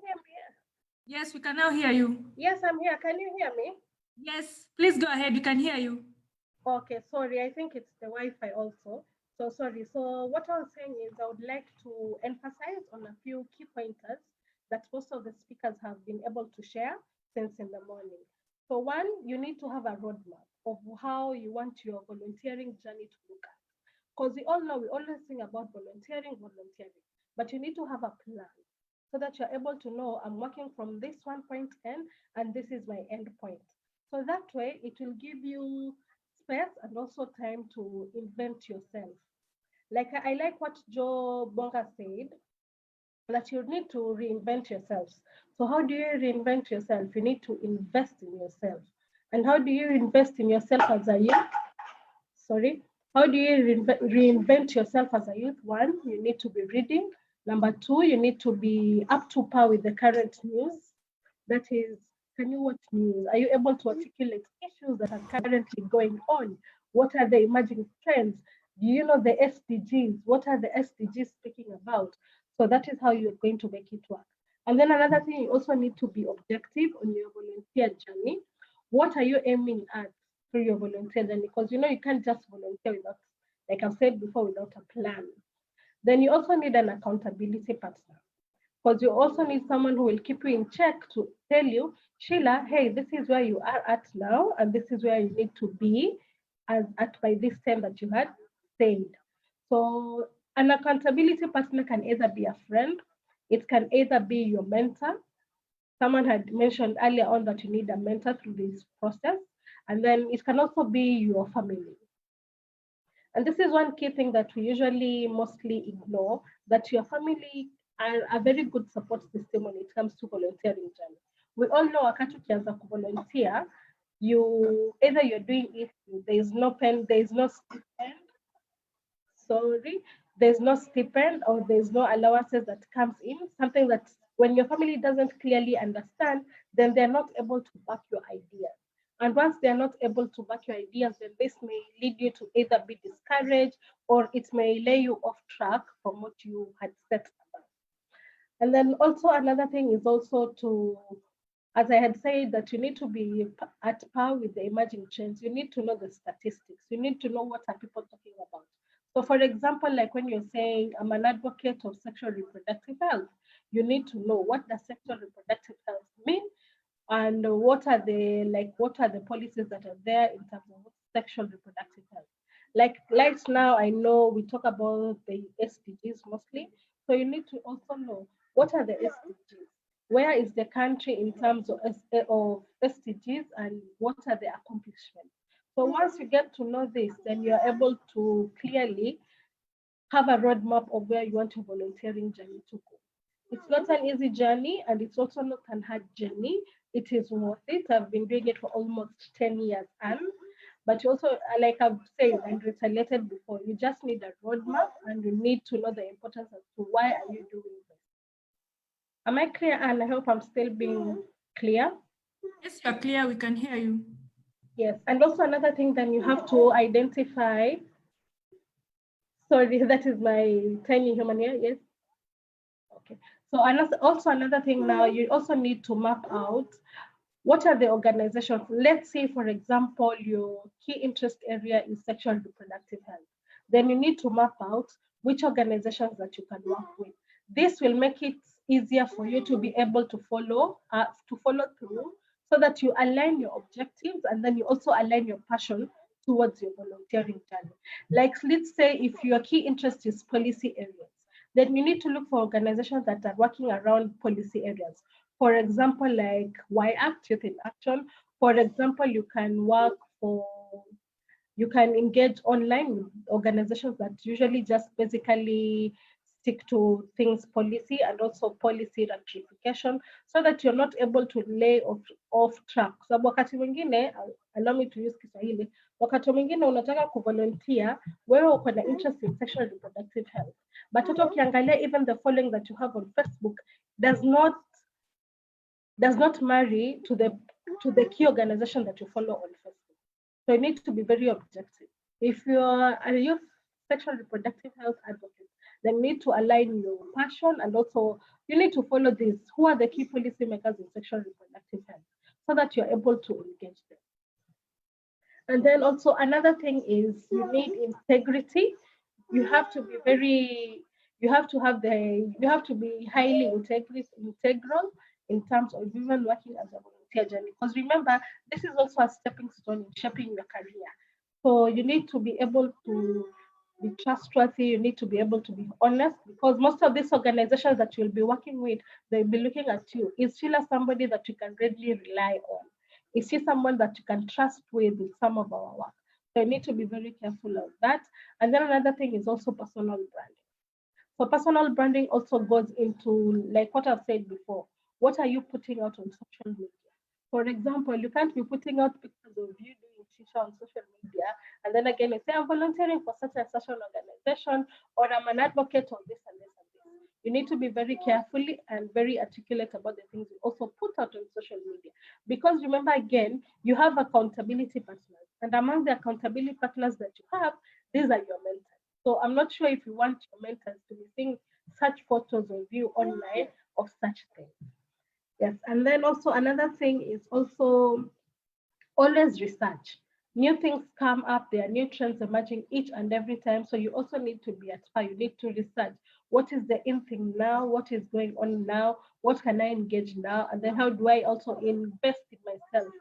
So in terms of investing, this also these compromises of also attending these trainings, attending conferences, and I like what COVID-19 has done so far. I know some of these conferences are usually very expensive, but right now, when you look at it, we are able to attend these conferences. Why? COVID-19 is here. Most of these conferences are online, so you're able to engage. So as my takeout, as I think my 10 minutes are almost over, is you need to also watch out for these opportunities. You can't just wait for opportunities. You need to go out, look for these opportunities. And volunteering journey is very rewarding, provided you're humble and also you're very patient. And 3, you need to be ready to learn, because it's a process. You learn each and every day. And you're also, once you learn, you also pass the knowledge to the other people. I know most of us here are youth, either you are youth leaders or youth representatives. So whatever you learn online, you should also be able to cascade it down to other youths who are in the grassroots. Yeah. So Anne?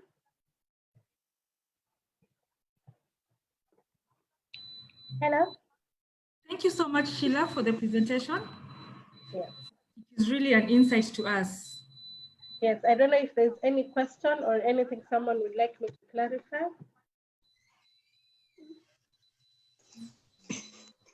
So Jacqueline. Any questions for Sheila?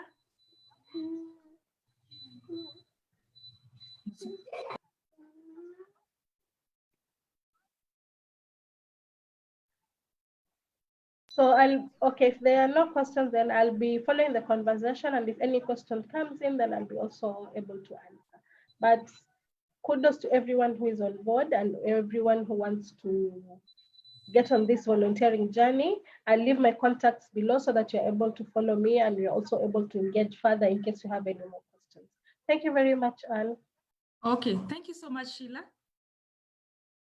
It's now time for question and answer.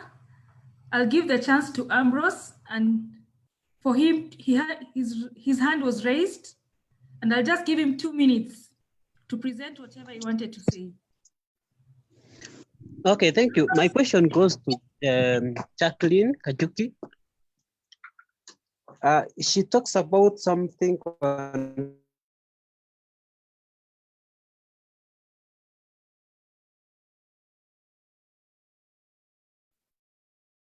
Sorry, we are losing you, Ambrose. We can't hear you.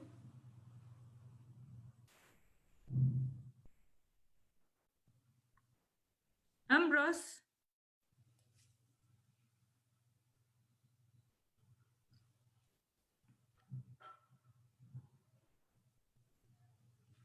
We seem to have lost Ambrose again. Anyone else with a question before he reconnects back? equity, enlightenment to the community. Sorry, Ambrose, we lost you. Maybe you start over again. You keep on breaking.